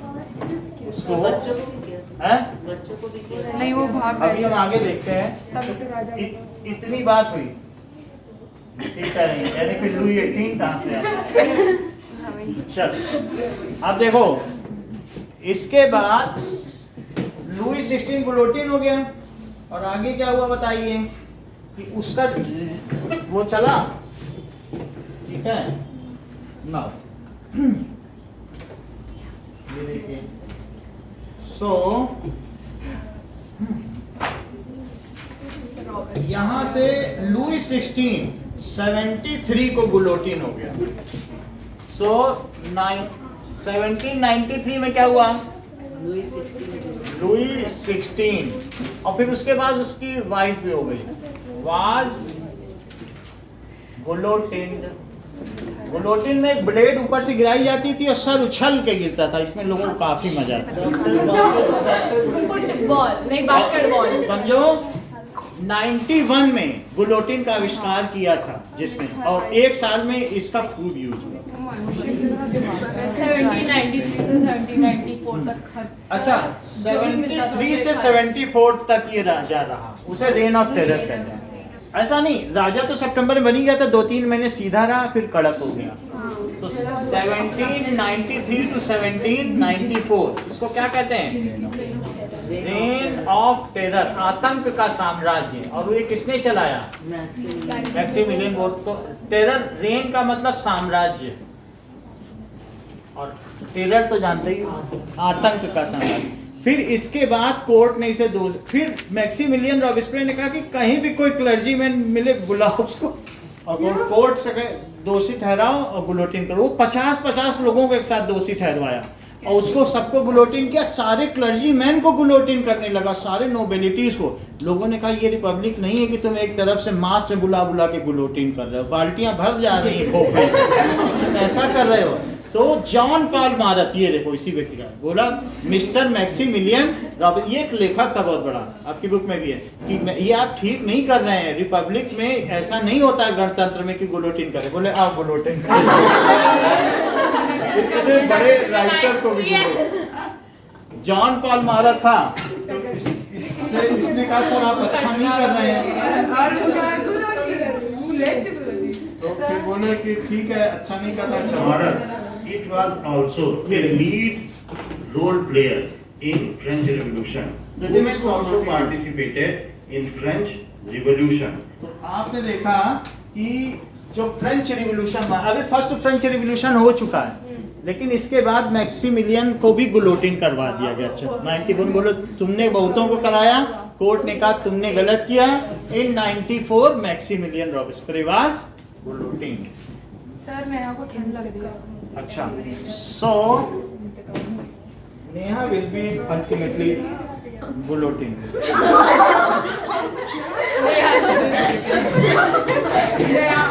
सो ठीक है, रेन ऑफ टेरर हो गया और फिर आगे क्या होगा? 1794 मैक्सिमिलियन गुलोटिन रॉबेस्प्रे वॉज गुलोटिन।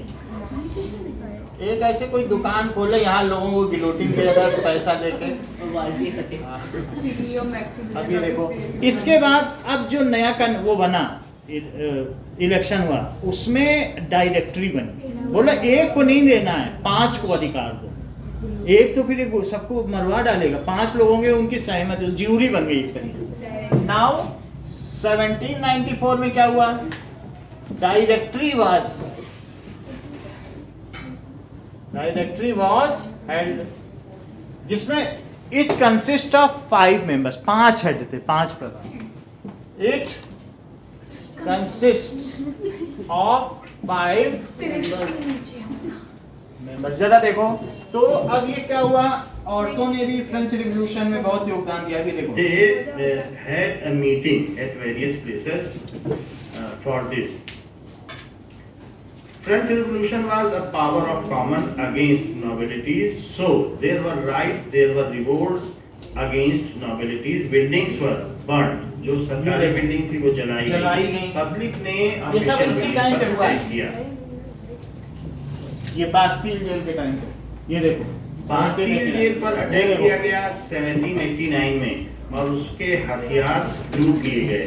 1789 में ही स्टेट ऑफ जनरल असेंबली की मीटिंग हुई थी और उसी समय नेशनल असेंबली का गठन हुआ था और उसी समय बास्टील जेल पर ये किले नुमा थी, इसे फोर्ट्रेस भी कह सकते हैं।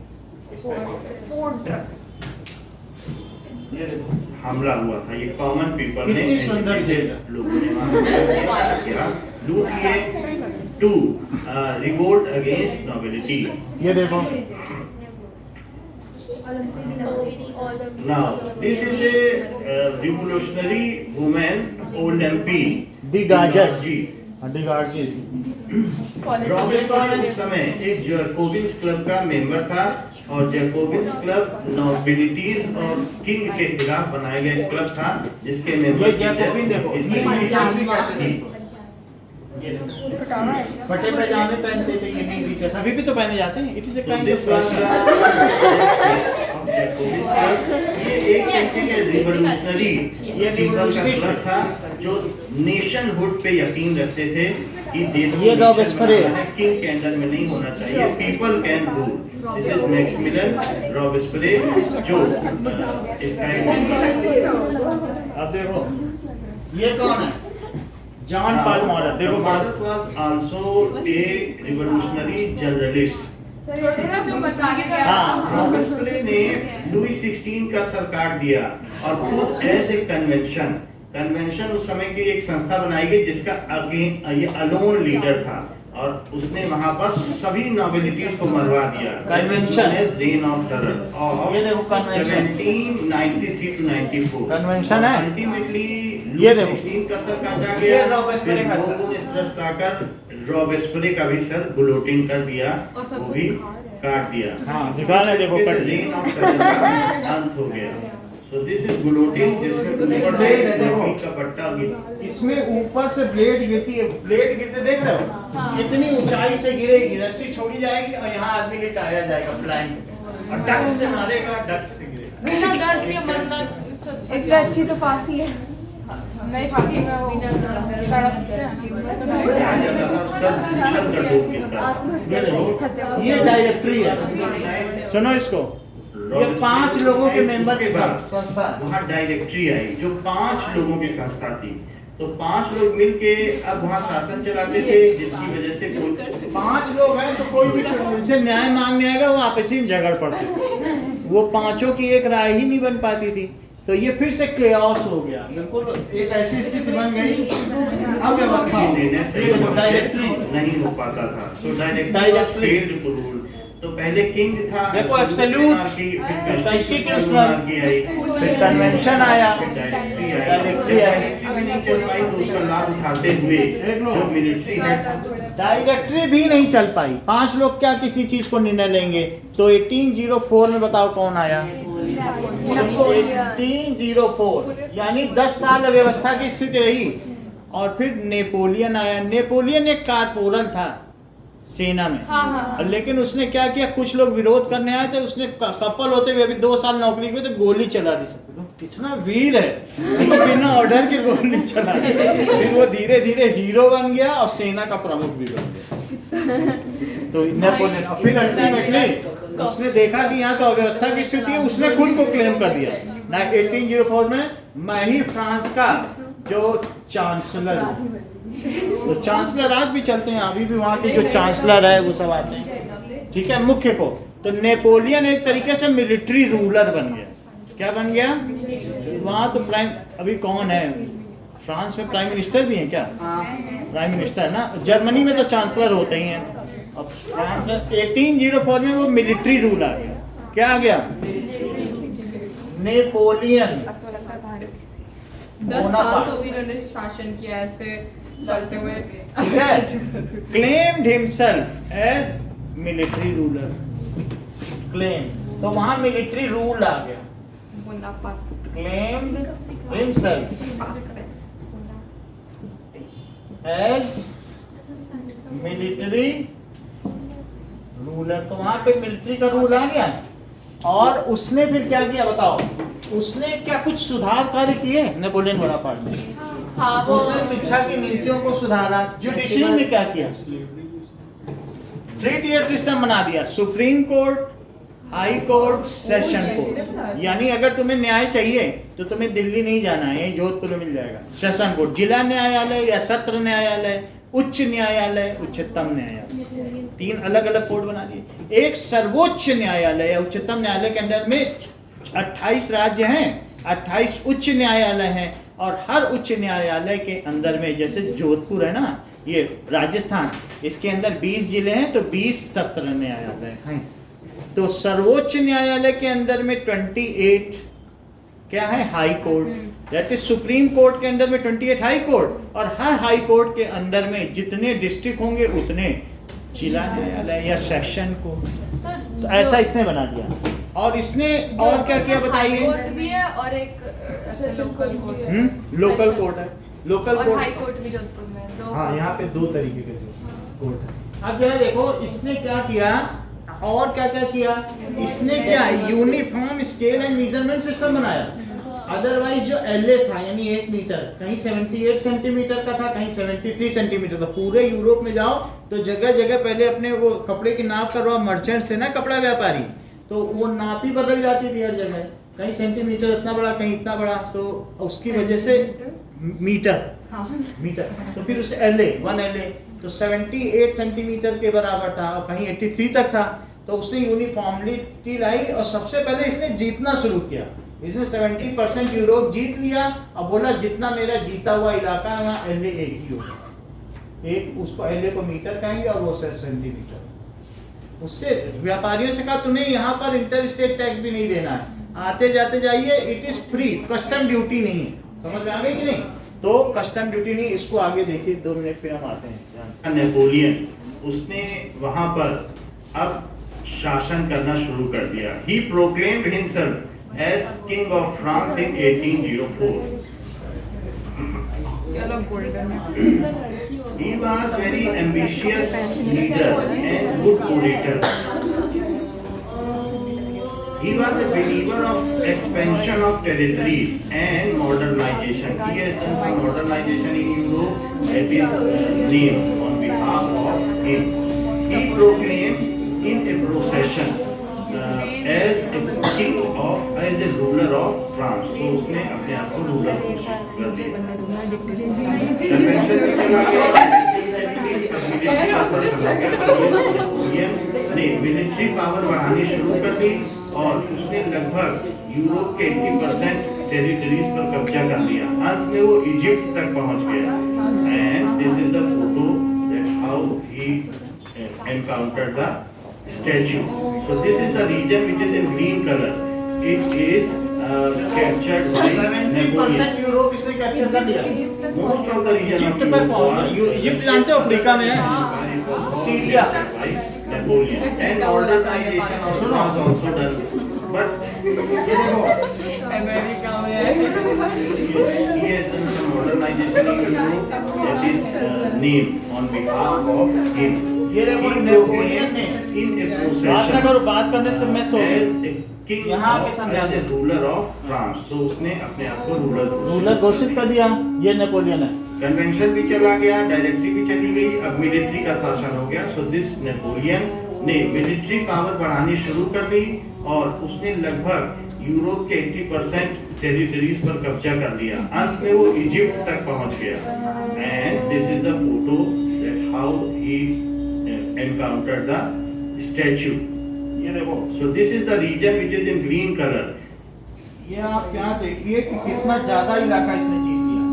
क्या यहाँ आपको देखने से लग रहा है क्या इसने स्पेन भी जीत लिया था या पुर्तगाल भी जीत लिया था, पोर्तुगीज? और आप देख लो कि इटली का आधा एरिया जीत चुका है, ये थोड़ा सा छोड़ दो तो ये सब जीत चुका है, ये सब जीत चुका है, वो ऊपर का भी काफी जीत चुका है। तो ये लगभग 70% तो यूरोप पे कब्जा कर लिया और सब जगह उसने यूनिफॉर्म वो मेजरमेंट सिस्टम डाल दिया। लेकिन लोगों ने शुरू में तो इसे मसीहा के तौर पर देखा, बाद में ये फिर लोगों से टैक्स लेने लग गया ज्यादा, तो फिर लोगों को पसंद नहीं आया। तो इसलिए जो मित्र सेनाएं थी उनको क्या कहते हैं, एलाइड फोर्सेस, उन्होंने मिल करके इसको हराया। और ये 1814 की बात है। देखो 1814 में क्या हुआ, देखो वाटरलू में ये रशिया पहुंच गया और रशिया में उसने कहा रशिया को हराएंगे। अब रशिया में -50 डिग्री साइबेरिया है, तुम उनसे जीत पाओगे? जो रशिया गया वही हारा है, ये इतिहास गवाह है। क्योंकि वो तो -50 में मजे से रहते हैं और तुम्हारे सैनिकों को तो जिंदा रहना मुश्किल हो जाएगा। तो इसने और फिर उन लोगों ने बाद में फ्रांस में घुस के मारा इन लोगों को। तो जब ये हारा है उसके बाद 4 कौन से देश थे जो एलाइड फोर्सेस थे और जिन्होंने इसको हराया?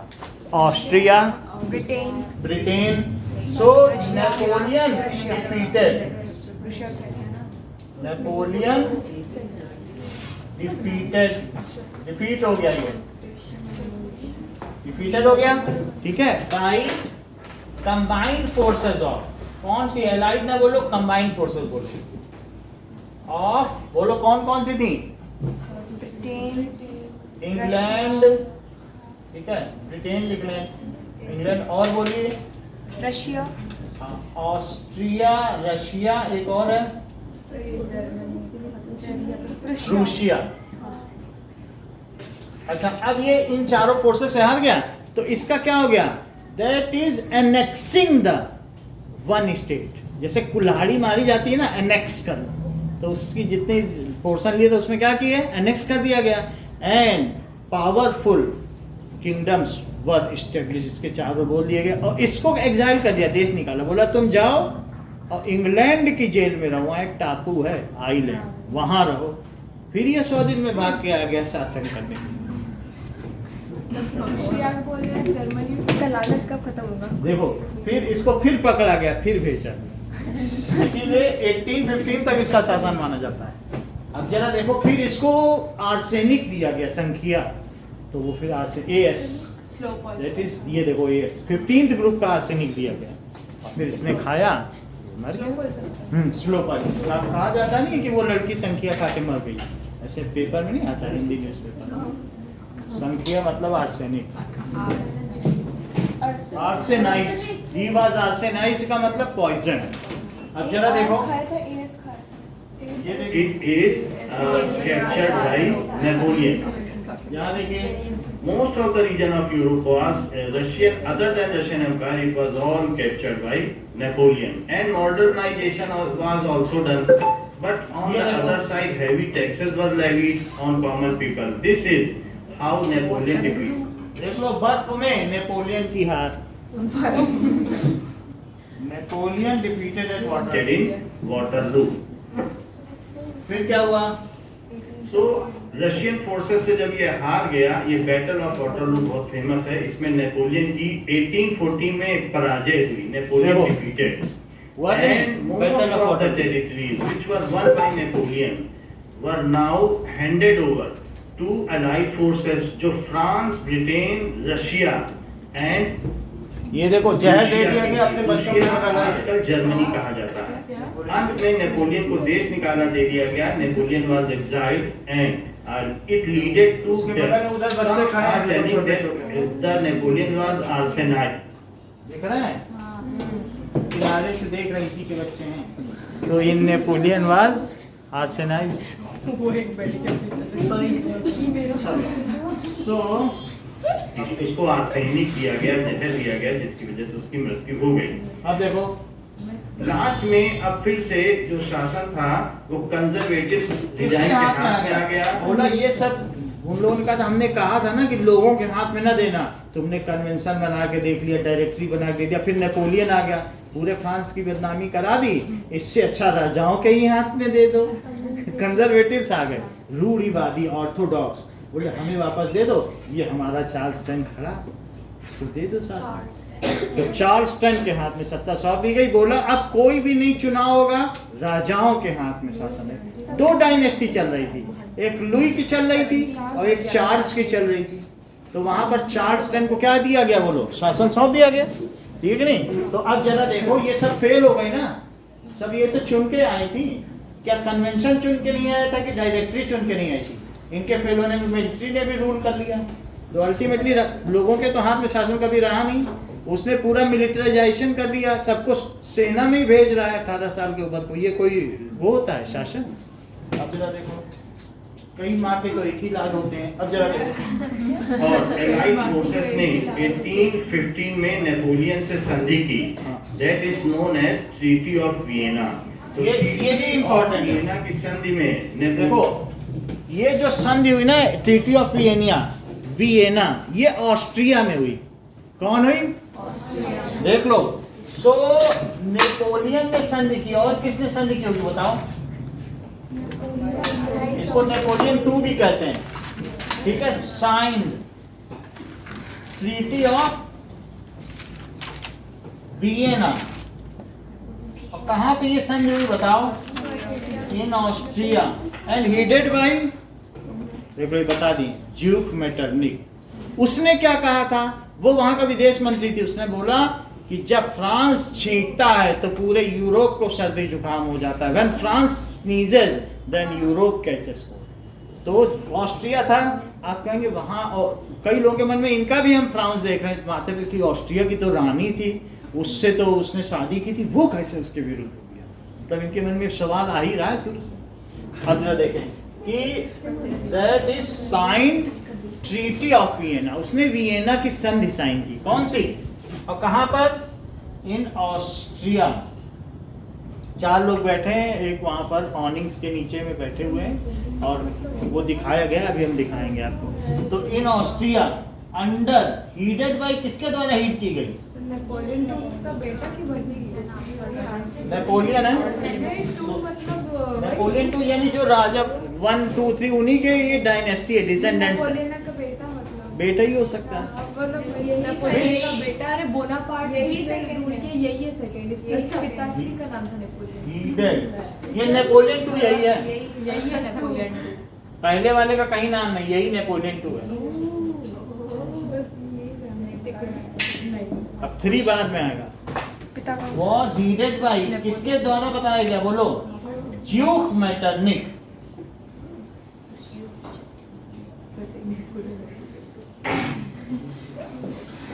उसने क्या बोला? ड्यूक की स्पेलिंग देख लेंगे, किसी को मालूम है तो बता दो। मुझे ड्यूस ही पता है। अभी देख लेंगे ड्यूक, अभी इसमें लिख के आएगा। तो ड्यूक मेटरनिक ने क्या कहा? Which has once said, when France sneezes then Europe catches, which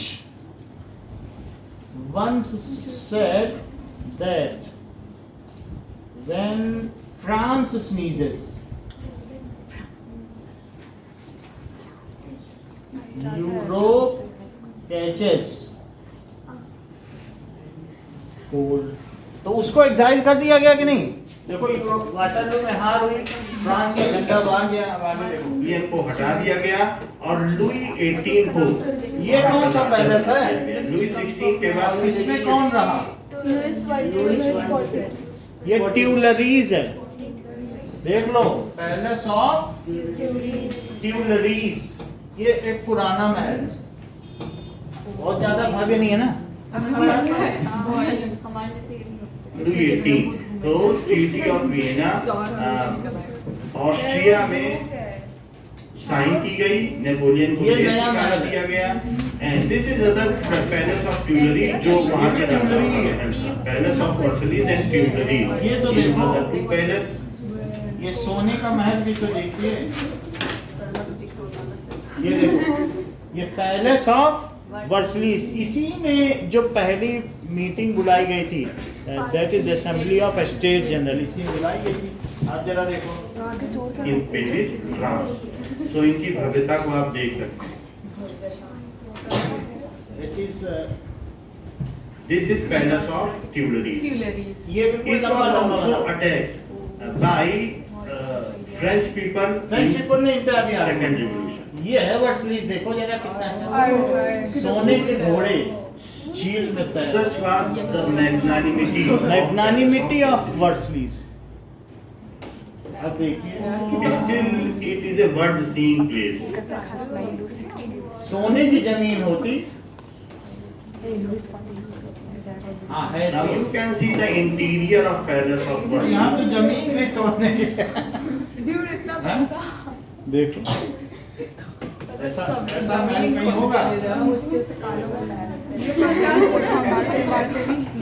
It is so beautiful, है कि नहीं?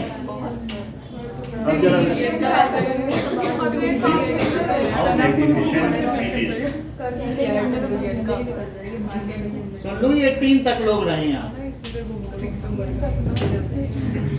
So this is interior of Palace of Versailles.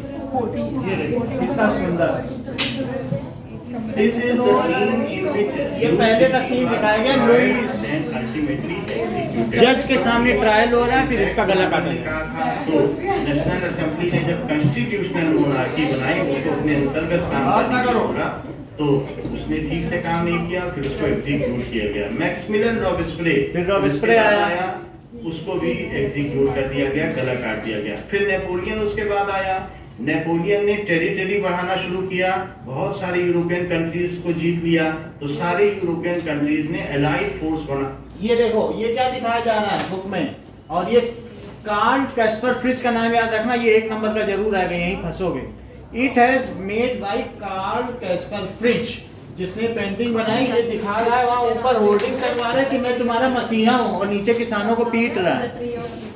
देख लो, ऊपर दिखा रहा है वहाँ पे कि मैं तुम्हारा मसीहा हूँ और तुम हमारे अंडर आ जाओ, और नीचे पिटाई हो रही है उन्हीं किसानों। That is Karl Kaspar Fritz, the tree of liberty दिखाया गया। इससे इसका जोक बनाया गया है, नेपोलियन का मोकरी,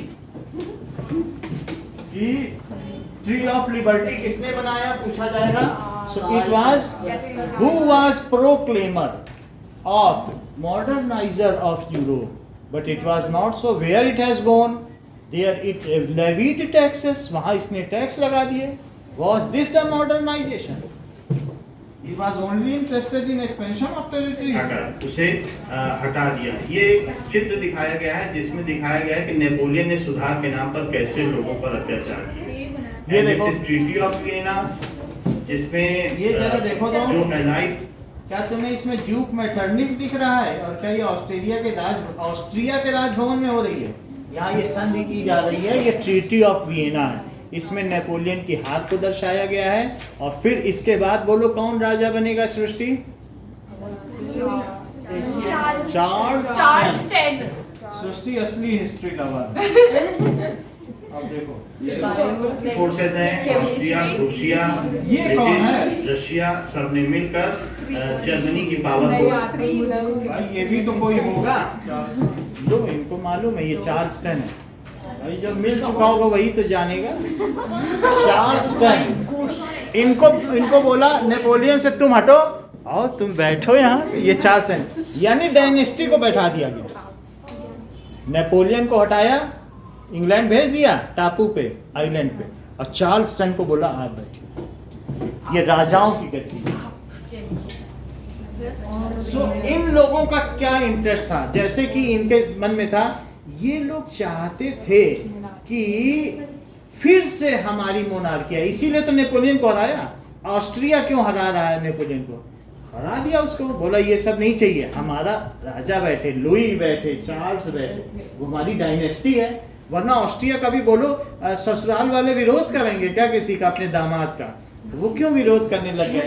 भाई वो तो दामाद हुआ ना फ्रांसों का। तो उन्होंने कहा कि डायनेस्टी, उसने कहा कि हम लुई वाले के सम्राट को बैठाएंगे, नहीं तो चार्ल्स भी उन्हीं में कोई रहा होगा।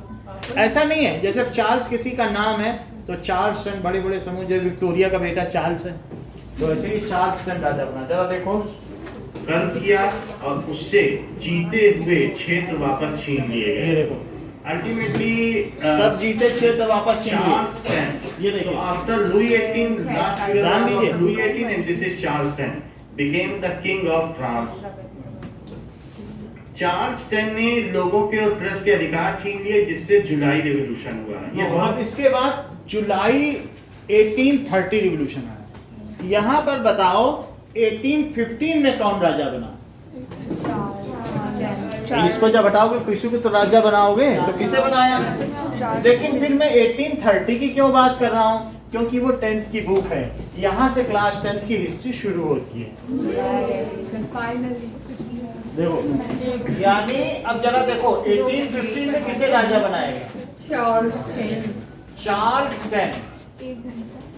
चार्ल्सटन और was made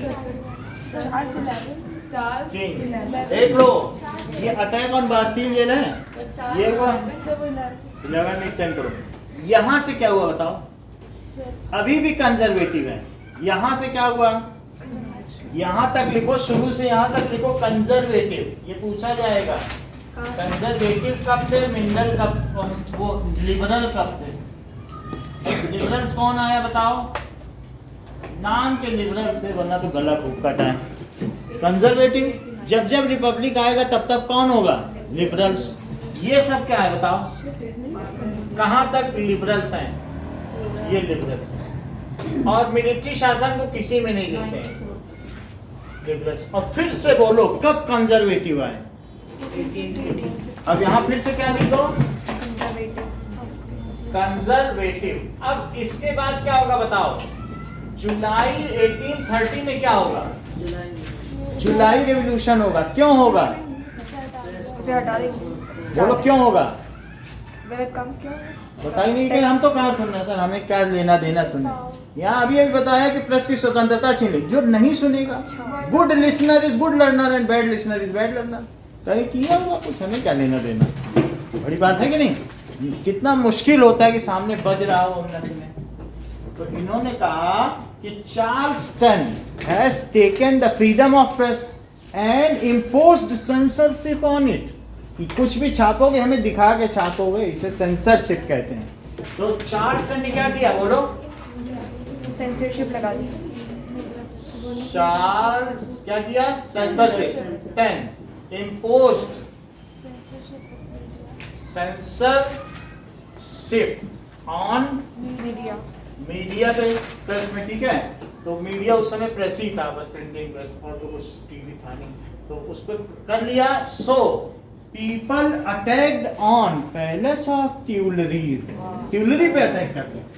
so people attack on.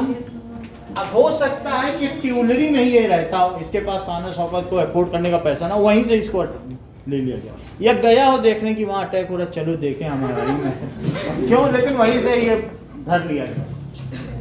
So attack on palace of Tuileries and Charleston was abdicated. उसको कुर्सी से हटा दिया।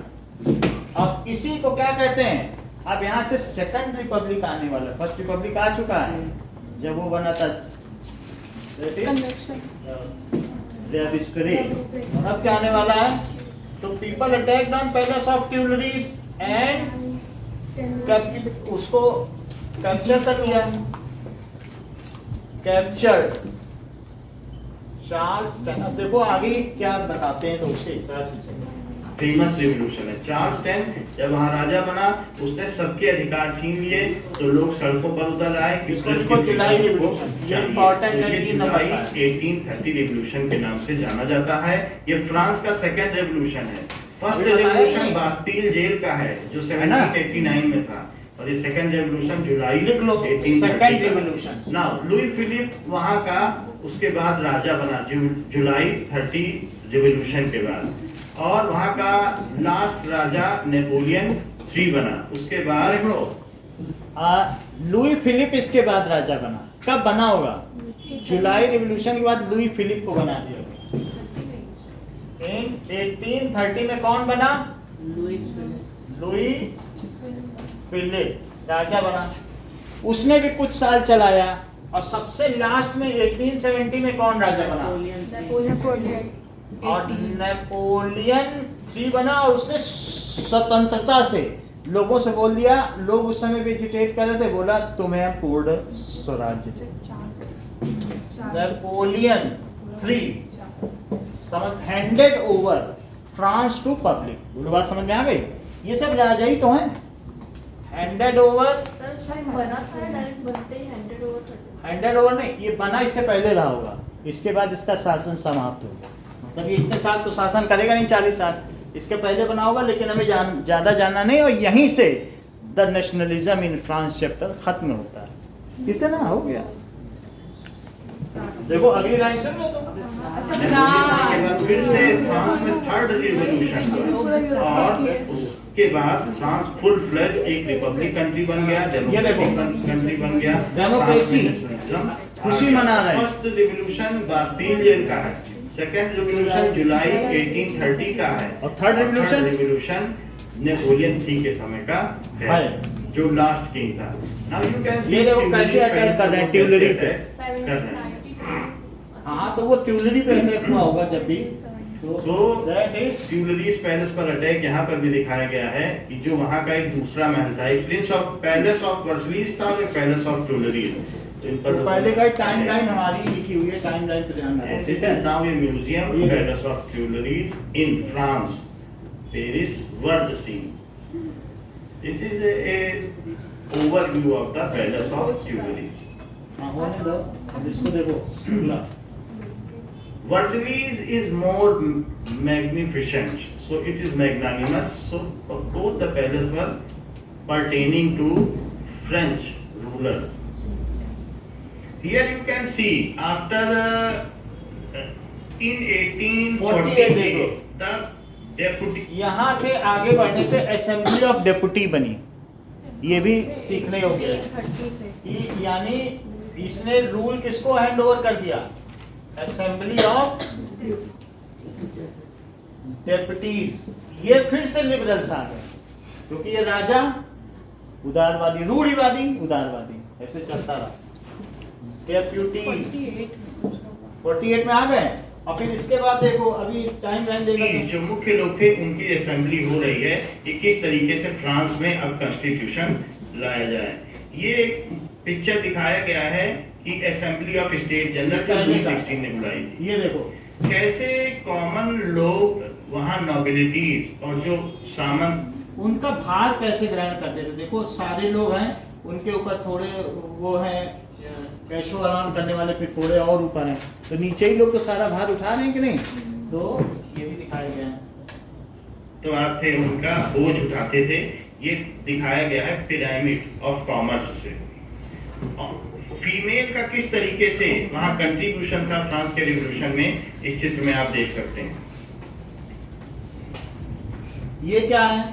वहां जो न्याय था उसमें फैट लोगों का फैट कैसे काट के कम किया जाता था। सच वाज ब्लाइंड, मतलब एक जो फ्रांस में पहले न्याय चलता था, एक राजा था, उसने सोने का और जवाहरात का महल पलंग बनवाया, और वो मेहमानों को कहता था आइए लेटिए, और दूसरा जो था इसका पैर लंबा है पलंग से, काटो जरा, और जिसका छोटा होता था खींच के बड़ा करवाता था। ये उसका न्याय था लोगों को। बोला पलंग के ही साइज का तुम्हें होना चाहिए, बड़ा होगा तो कटवा देंगे, छोटा होगा तो खिंचवाएंगे।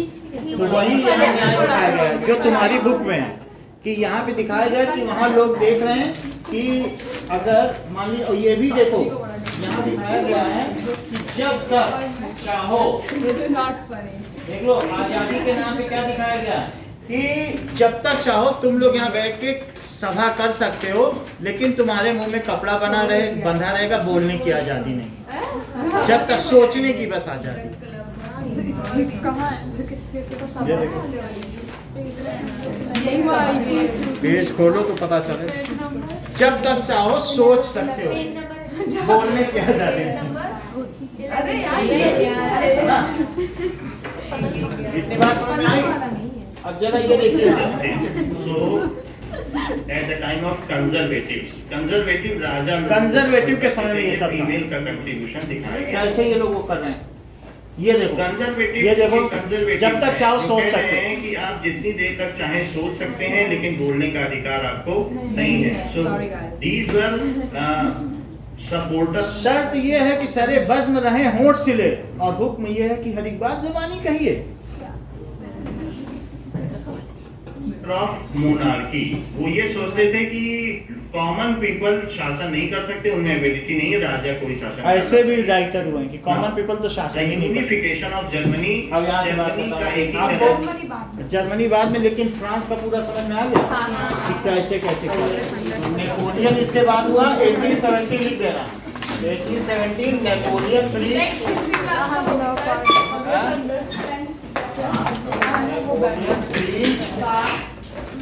एंडेड ओवर, ठीक है, पावर टू कॉमन पीपल, ये थर्ड रिपब्लिक है।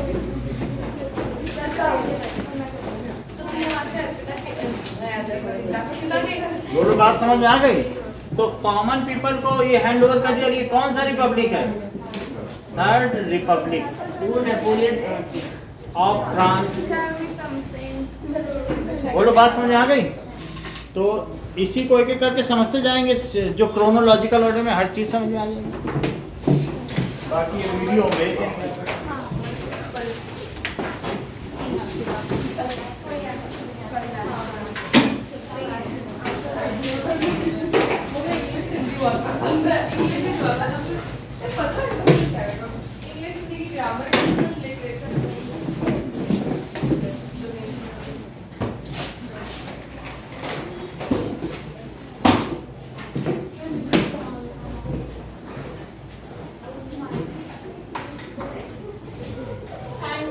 Welcome welcome.